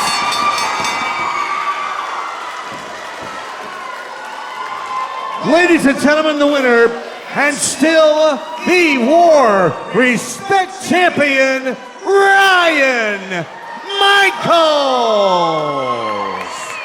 Ryan Michaels proving Tony Gunn wrong, saying beating you wasn't a fluke, it was a testament. He told him, I will make you tap this time, and did just that. That he did. That is your War Respect champion for you, proving why he has a solid grip on that title. Now here's the question, River. Tony Gunn actually gonna shake his hand this time?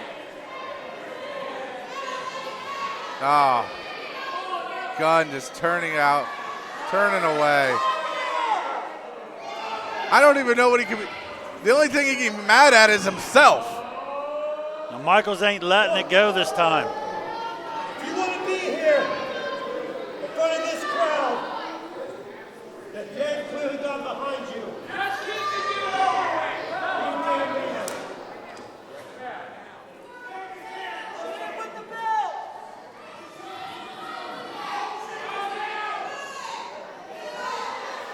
Michaels just laying down the words that Tony said. You wouldn't be here wrestling in front of these people if it wasn't for this respect title. So show me some. And there, I think the words got through him. Grudgingly, he shakes the hand. And folks, Ryan Michaels still your War Respect champion, though our next match will determine who his challenger next month will be. So, and will it be Brandon Fields or Eric Surge? Brandon Fields being the man Ryan Michaels won the title from in the Fool's Golds match. I don't care if you're new to war or if you're one of the old farts that have been here for 15 years too long and think you're a big dog in this locker room. Jacob Rhodes will always end up on top. I mean, hell, ask your wives. And now, on to the important matters. Ryan Michaels, Brandon Fields, I don't care which one of you is holding that belt in the end, because at the end of the day, that belt's going to end up around my waist, the same waist that every woman in this world wants to put her legs around. So whichever one of you it is, just know, God's gift to women's coming for you. Jacob Rose, tonight you were the better man. But I, Nick Ultima, this is far from the last that you are going to see of me.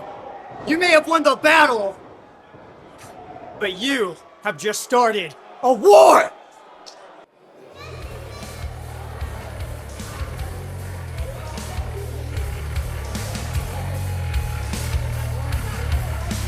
Well, be that as it may, you heard Slick Rick Tom. This is the #1 contenders match. This match is scheduled for one fall. Introducing first, accompanied to the ring by Coach Smith and the First Stringers. From Powell, Ohio, the professional Brandon Fields. Like you said earlier, Brandon Fields, the man that Ryan Michaels beat for the title in a Fool's Gold match back in April. It was in a match where Ryan Michaels and Gimmicks faced off against the First Stringers and Brandon Fields. Whoever got the pinfall would win the respective person's championship. Michaels got a pin on Brandon Fields, resulting in him becoming the champion. And ever since then, he's had an iron grip on that title. From Los Angeles, California, the ball, Properly taken to Eric Surge, Surge. former OPW United States champion, came to the aid to Apollo, Starr, and Will the Thrill at our anniversary event this last year when they had to take on the Wikked in a 6-man tornado match. And ever since then, the crowd is just rabid for him every time he shows up. And I don't blame him. The dude is pure positivity, great vibes about him. I think just being in his presence, you just feel good. So, and I will say, it doesn't feel so good being across the ring from him. We talked about how big Tyson Maddux was earlier. Eric Surge, another large individual here. Yeah, team huddle there at the outside the ring. Eric Surge is built like a brick house. You know why? Dude is just a pure wall of man. Right there. And them chops he delivered at the last event. Oh, don't remind me. Oh, Echoed throughout here. I'm pretty sure you could hear that all the way in Bellefontaine.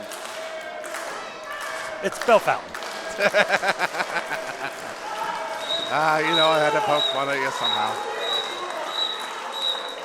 I don't know why Connor's calling for timeouts already. Connor's not even the one in the match.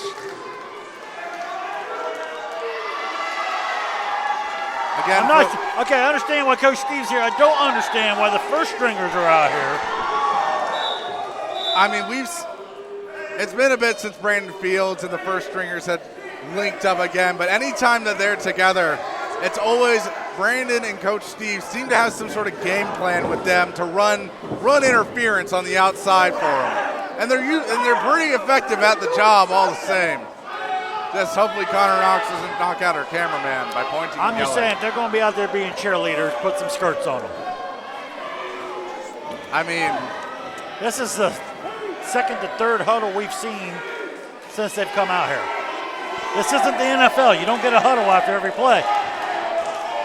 Well, Eric Surge is saying, hey, Eric Surge has this confidence about him. He's like, yeah, sure, go ahead, do it. He'll be waiting for you in that ring. And whether you like it or not, he's ready to knock the snot out of you. Yeah, I feel Eric Surge doesn't care what their game plan is. He has one of his own. Game plan is simply to win. Surge showing off that power, breaking out of the hole immediately. Nice amateur wrestling takedown there. Yeah, when you're going against somebody like Eric Surge, it doesn't matter how structurally built you are. When you have a guy who just has that height advantage on you, he's able to scoop you right up like a bear.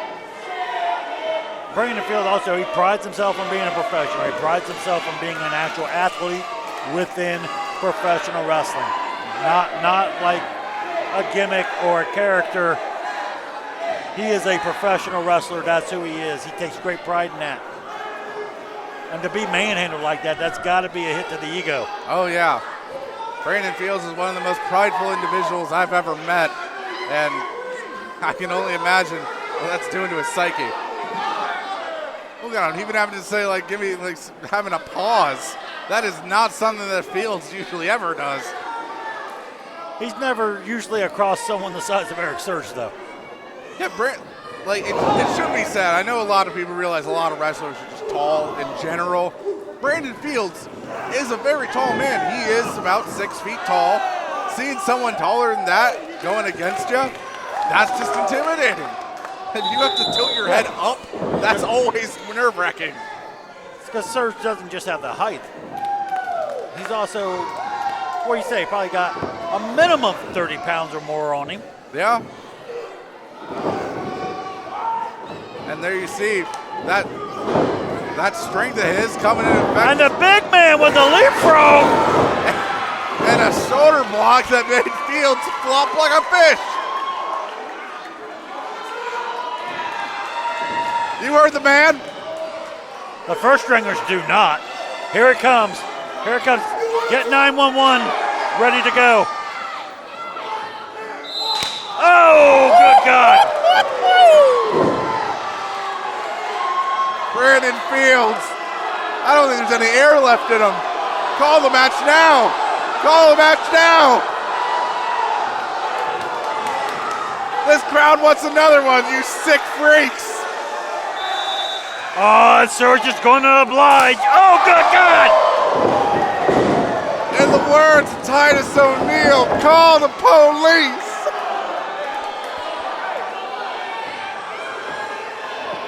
"911, I just witnessed a murder." And now just delayed vertical suplex just to show on him. All the blood rushing to Brandon's head. The first stringers are sweating on the outside, and I don't blame them. I'm going to be honest, I didn't expect Fields to kick out of that. I do not think Coach Steve put together the correct game plan, Bryce. I'm not going to lie. They're going for round 3.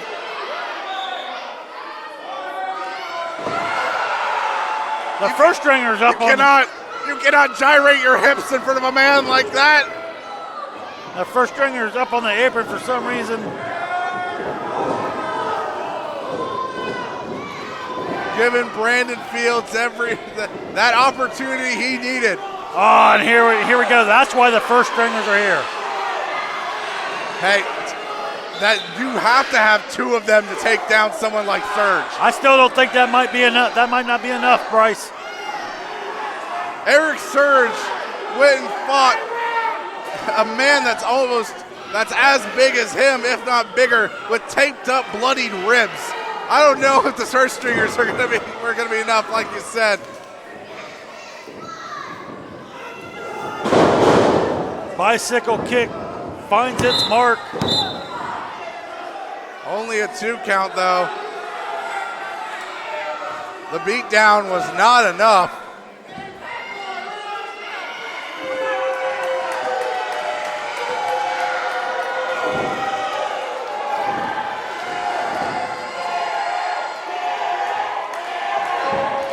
You hear the crowd here, Lima, erupting.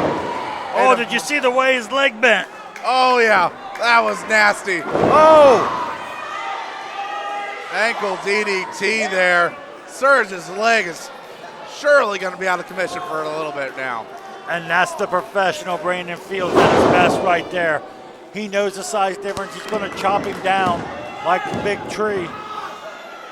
Neutralize that threat as fast as you can.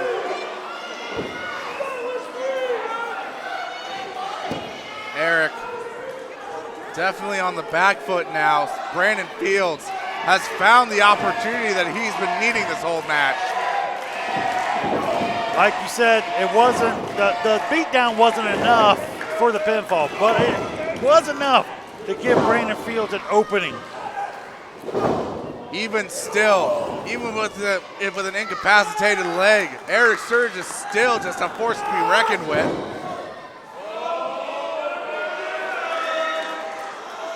That pure upper body strength not allowing. Oh my good God! Are we sure all of Brandon's teeth are still in his mouth?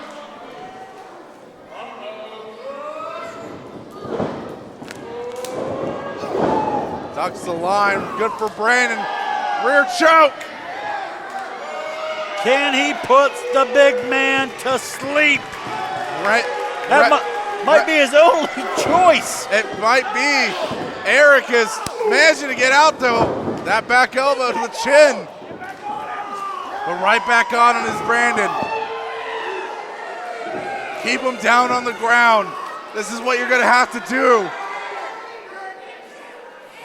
Eric might be out. That's 1. That's 2. 3 for 3. No, there's still life left in him. Surge. Getting a surge, if you will. Absolutely showing off that strength of his. Back to his feet.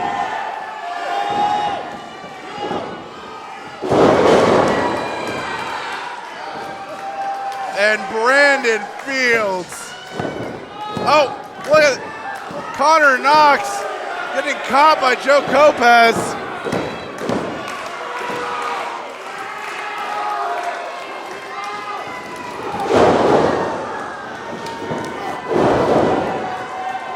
Eric Surge, even on a wobbly leg, still like a house of fire. Oh my God, big splash in the corner.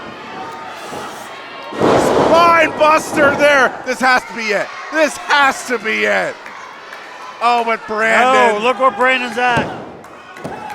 Coach actually knew where that. Puts the leg on the rope. Yep, Brandon made sure he was just in the right spot.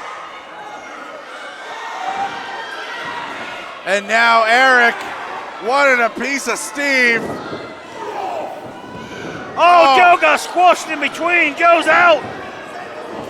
Got made into a sandwich there between Surge and Steve in the ropes.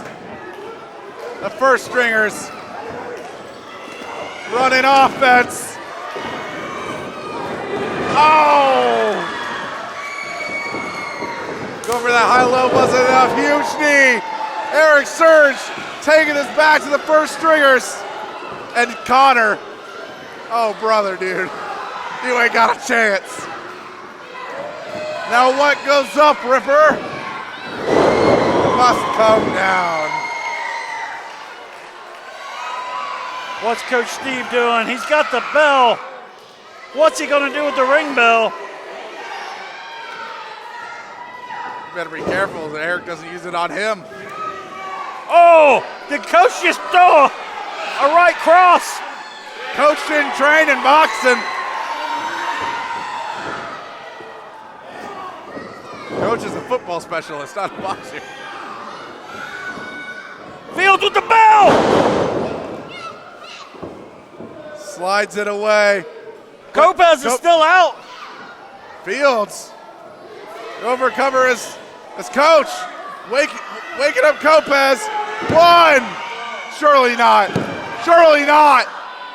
No!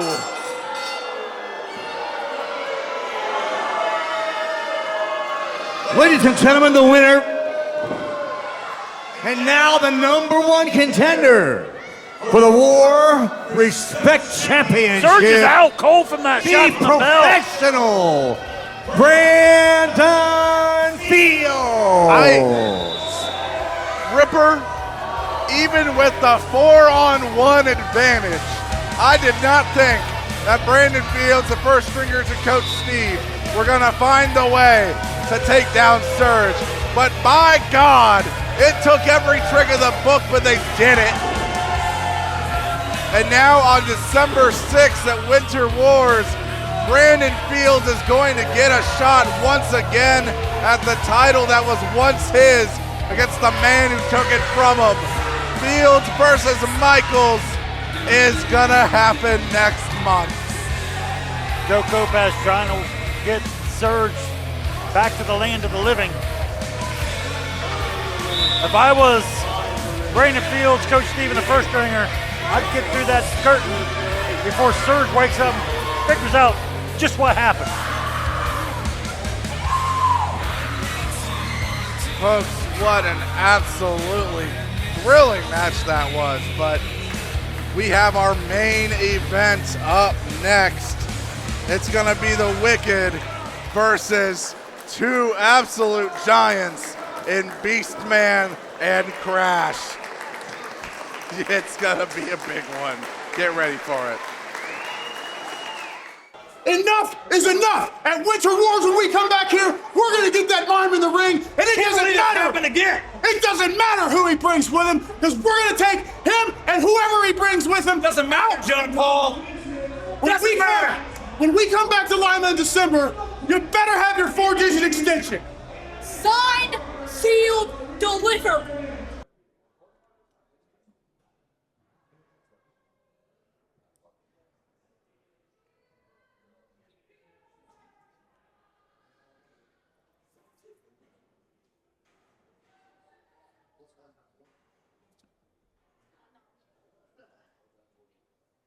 War Wrestling fans, you need to be here for Winter Wars on December 6th. Ryan Michaels now knows who he'll face for the Respect Championship and Brandon Fields. Also, the Wiseguys will defend their tag team titles against Dalton, McKenzie, and a mystery partner. Not to mention our champion, Crash Jackson, facing, he called his shot. It's gonna be Jake. Are you Ripper Blackheart? Yeah. You've been served. I've been served. I've been served. Served with what? How'd you even get back here? Served with what? You think you're being cute, Ripper Blackheart? You think you're being smart? You think throwing wrenches in the plans of the Wiseguys into the plans of the crew is gonna yield the results you want? Ripper Blackheart, for as ugly as you are even dumber. The bullshit that you put us through year in and year out, and we're holding these tag team titles because you know why?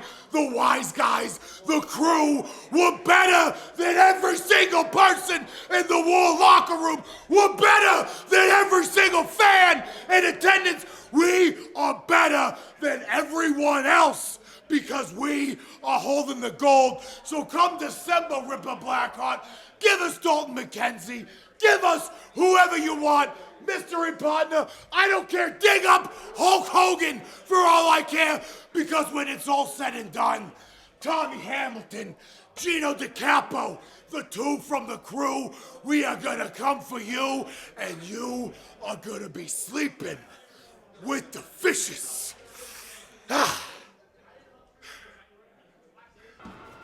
Brandon Fields, you and your goon buddies, I'll give you that. You got one on me. But make no doubt about it, you had to use 3 other men to beat me.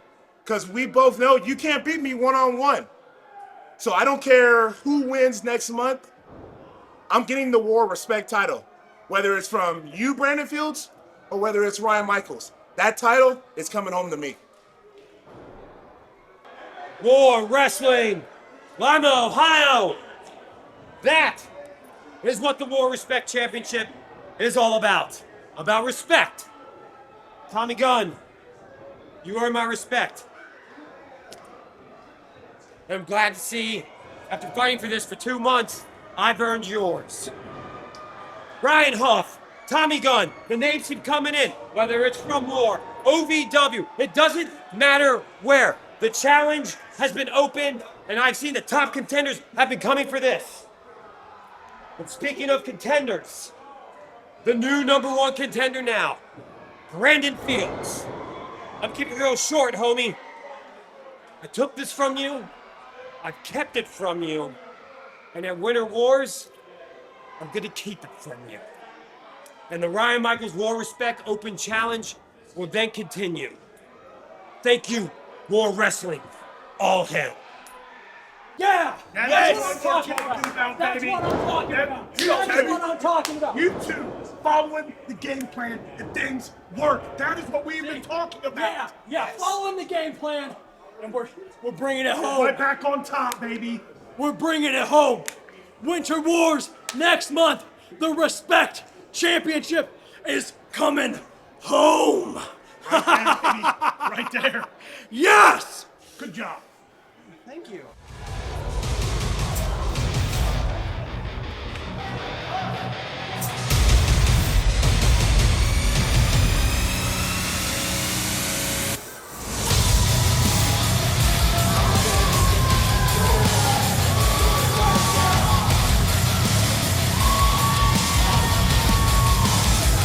Ripper, I'm glad that Kronos is already dressed in his prison attire. I am a little bit worried that these two are here without Jesse. They're already probably one of the greatest menaces. Ladies and gentlemen, this is our main event of the evening. Interwar wrestling with her presence. Scheduled for one And now fall. being out here with no guidance whatsoever. Introducing first, Horrifying prospect. representing the Wikked. Again, she claims From Fort Agent, Tacoma Valley. She claims she was ill. That's why she's not here at this event. The I prophet still question of pain. maybe it's the fact that she no longer has control of me. Yeah, having the Beastman And from the Waverly Hills leave the Wikked Sanitarium, definitely gone and send a whole shock into their whole system. Kronos, the Berserker. But it's as you said, Kronos and Amos are two of the most strange, vile, menacing, horrific, monstrous individuals that's ever walked into this company. One of the longest reigning War Tag Team Champions as well. Indeed, and like you said, not having Jexy around, having the only source of control on Kronos right now is Amos.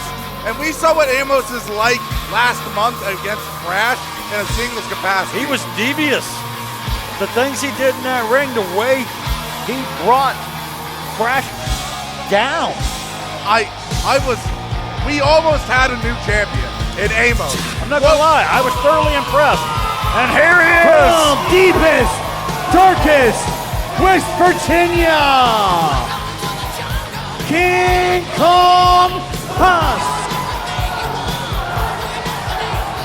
And as the crowd chants, Beastman! the Beastman cometh! I can't believe Marty actually managed to get that chair out of Kronos' stand. I think we should call this tag team Big and Bigger. Louisville, Kentucky. Whole lot of beasts. He is the king of the horses. He's a whole lot of dude. The War Wrestling Heavyweight Champion.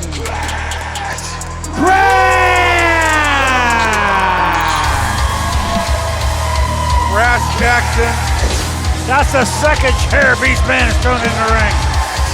And that's the same chair that Kronos has now got a hold That's of. what I'm saying. You're just giving Kronos weapons to use, making Barney's job so much harder. I hope Barney has life insurance. I hope that Amos is going to stop Kronos from killing Barney. But Crash Jackson, one of the most imposing men to have ever come into war as well, having beat the Beastman for the vacant War Heavyweight Championship back at our anniversary event. Those two quite literally took that whole ring apart in their match. Yeah, it was one of the most brutal matches in the history of War Wrestling for the World Championship. But I feel like the guys found a bond of respect for each other out of that. Both of them willing to do so much to hold that title, to be the man in War Wrestling. When you go into a battle like that, I don't think you have any other choice other than to respect the man that you win against. Especially in the case of the Beastman, who's traveled to Japan many occasions for Big Japan and in Kaiju Big Battle, having gone and faced in all sorts of death match and hardcore matches, being up against Crash and the one that we had here. Yeah, I'm sure that those two are just they're kind of bound by blood at this point. I don't know what's going on here. That's not a normal. I don't think this is a normal training routine. I don't think you're supposed to hit the other guy. Yeah, you guys are done fighting each other. Same team, bro. Oh, poor. Why has Barney gotten all the really tough oppositions today? I don't know, just lucky, I guess. You also got to realize Beastman now has no one reeling him in. And that is terrifying. The Beastman is controlled by one urge. And to be fair, I still haven't figured out what it is. I think it's just to have fun. But Beastman's version of fun is everyone else's scream. Oh, it's violent. His fun is very violent. In the last vestiges we saw of him being with Jexy, we saw that he was interacting with the crowd. He was dancing with his bone. He was just having a good time. And then he started hitting people. Yeah, and he started laughing. There is no room for fun in the Wikked. Holy crap, these two just going back and forth. Neither man really giving an inch. Crash launching himself, trying to take a mile. Whoa! Look how fast the man the size of Crash is moving inside that ring. Oh my God. That is the fastest anyone has ever taken Kronos off his feet. It takes a special type of person to be able to accomplish something like that. And this is why. This is why you got to do things like that, because Kronos can take so much punishment. Kronos just raking the back of Crash now, though. He is the living embodiment of a horror killer. Those horror movies like Jason Voorhees, Michael Myers, they've got nothing on Kronos the Berserker. Absolutely not. Kronos now just trying to, just sinking his claws further into Crash. Now, drop the hammer onto his back. Crash is lucky that he is built the way he is, because if you were any smaller and you got hit by Kronos with that, you would have been out like a light. And Cronus can just absorb it all. It is astounding the types of things Kronos is able to just take. One of the things that makes him so dangerous. And with the likes of Amos on the outside there, kind of whispering in his ear, being his only true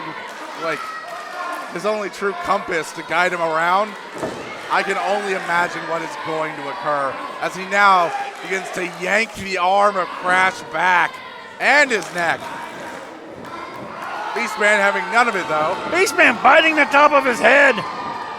The only time I've ever seen Cronus actually show something affecting him so far in this match. Tag into Amos. Amos has already shown that he can hang with Crash. He knows how to work the size difference between him and Crash. He proved that at the last event. And again, that was with Jexy Black by his side. You have to imagine having a little bit more freedom to do what he's more inclined to go for. He might be able to pull off what many might think is impossible here.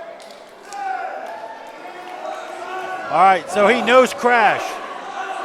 He has never faced the unpredictability. If there's anybody more unpredictable than Amos, it is the man mountain right there. King Kong Husk, Beastman. Amos has been lucky that Beastman has always been on his side thus far. But now... Is Beastman mocking him? This is what I'm saying. Beastman is kind of just about fun. He's going to do what Beastman wants to do. Whereas other people will see Amos and think it'd be like, oh God, what am I gonna have to do against him? Beastman sees dinner. Amos, being the wiry individual he is, able to get out of the grasp of the Beastman.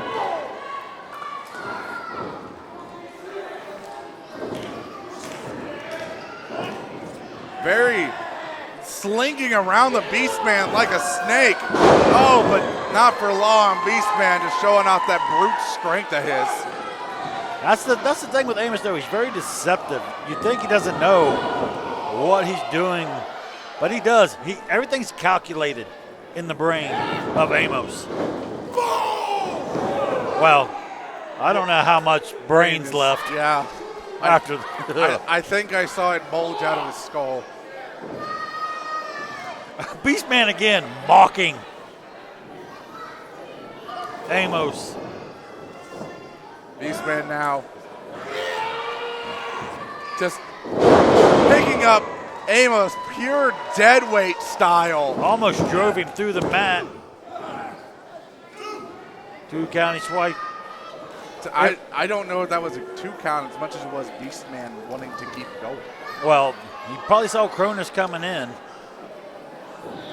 Cronus was there. He was getting ready to break up the count. Tag made back to Crash now. Whole lot of dudes. It looks like Crash has already been busted open in this match. I think that was from back when, back around the time when we were biting people's heads.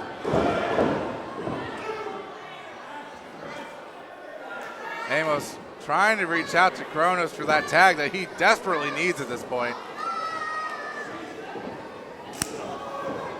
Huge, meaty forearm there to Amos. Stumbling into the neutral corner, not where he wants to be. If he makes a beeline for it, he might go. Oh, good Lord! Oh, Kronos stopping the charge. Catches the leg. Oh! And you're seeing why these two were the tag team champions for so long. They, yes, mentally unstable. Yes, borderline, if not completely crazy. But in that square circle, they know how to get the job done. They are. If you look at the word unit in the dictionary, you'll probably see these two of the Wikked in it. I figured you'd see the definition of unit, but I got a different dictionary, I guess. Encyclopedia, I guess.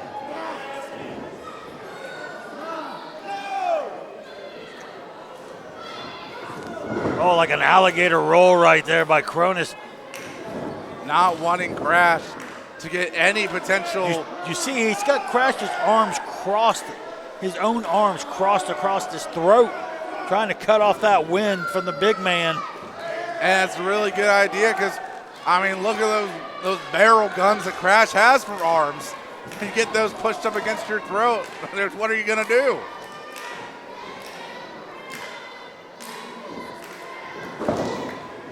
Solid right.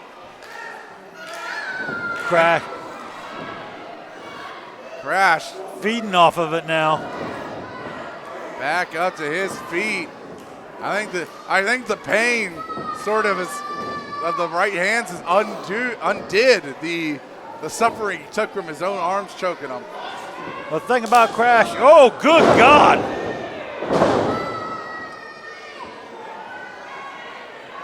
Big meaty headbutt out there. of nowhere. Both men just took the worst of that. Like watching two wrecking balls hit each other.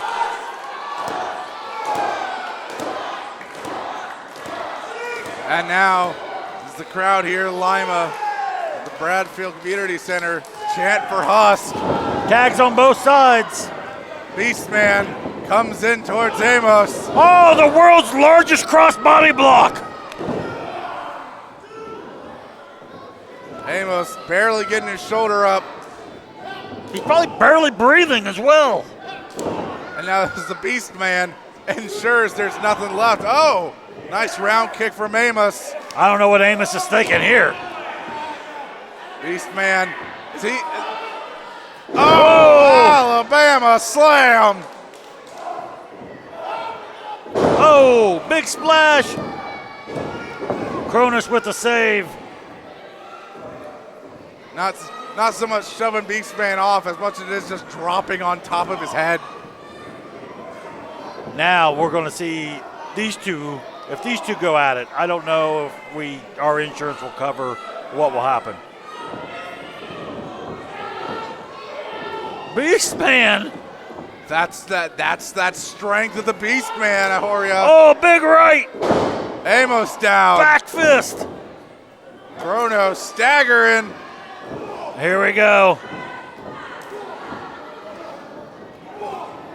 These two monsters just unable to topple the other. Halloween may have been yesterday, but these two monsters are still at it. Godzilla, King Kong, eat your heart out. Yeah, welcome to October 32nd, everybody.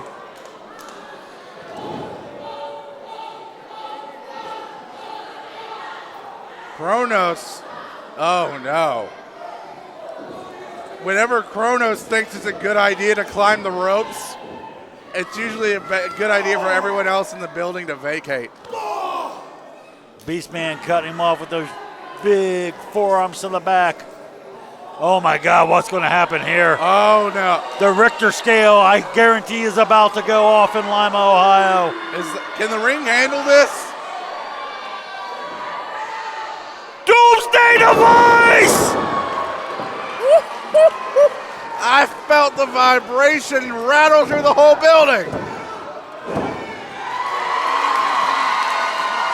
Good God, that would be the biggest doomsday device in the history of professional wrestling. Crash and Beastman. That was insane. I don't blame Rick Toms not wanting to be near the table when that doomsday device just happened. Wait, Jimmy Shane! Jimmy Shane's back!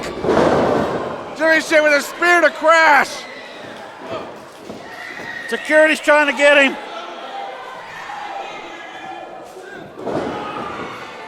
Jimmy wanting to escape out the sides there, and meanwhile back in the ring, Jheras Gray coming in,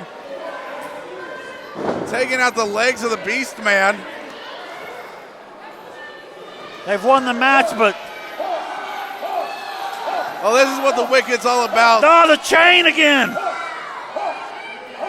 Even in defeat, as long as they just inflict damage, that is their goal. Though the Beastman making, he's starting to tear down the set.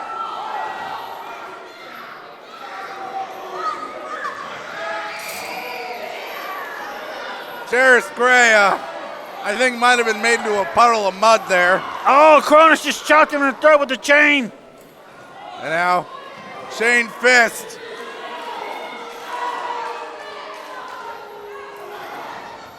Even with that, the Beastman stands mighty. Crash Jackson's just now coming to.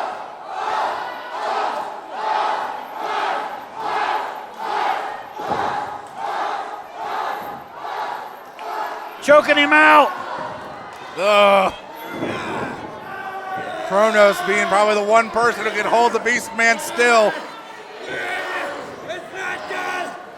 Kronos has Crash neutralized as well as Jheras. Do you think Jetsy said this is the game plan if we do not win? I'm sure this is probably the game plan even if they did. Jexy wants to neutralize the Beastman. She wants to make him a non-factor, and she wants Crash to be softened up as much as she possibly can.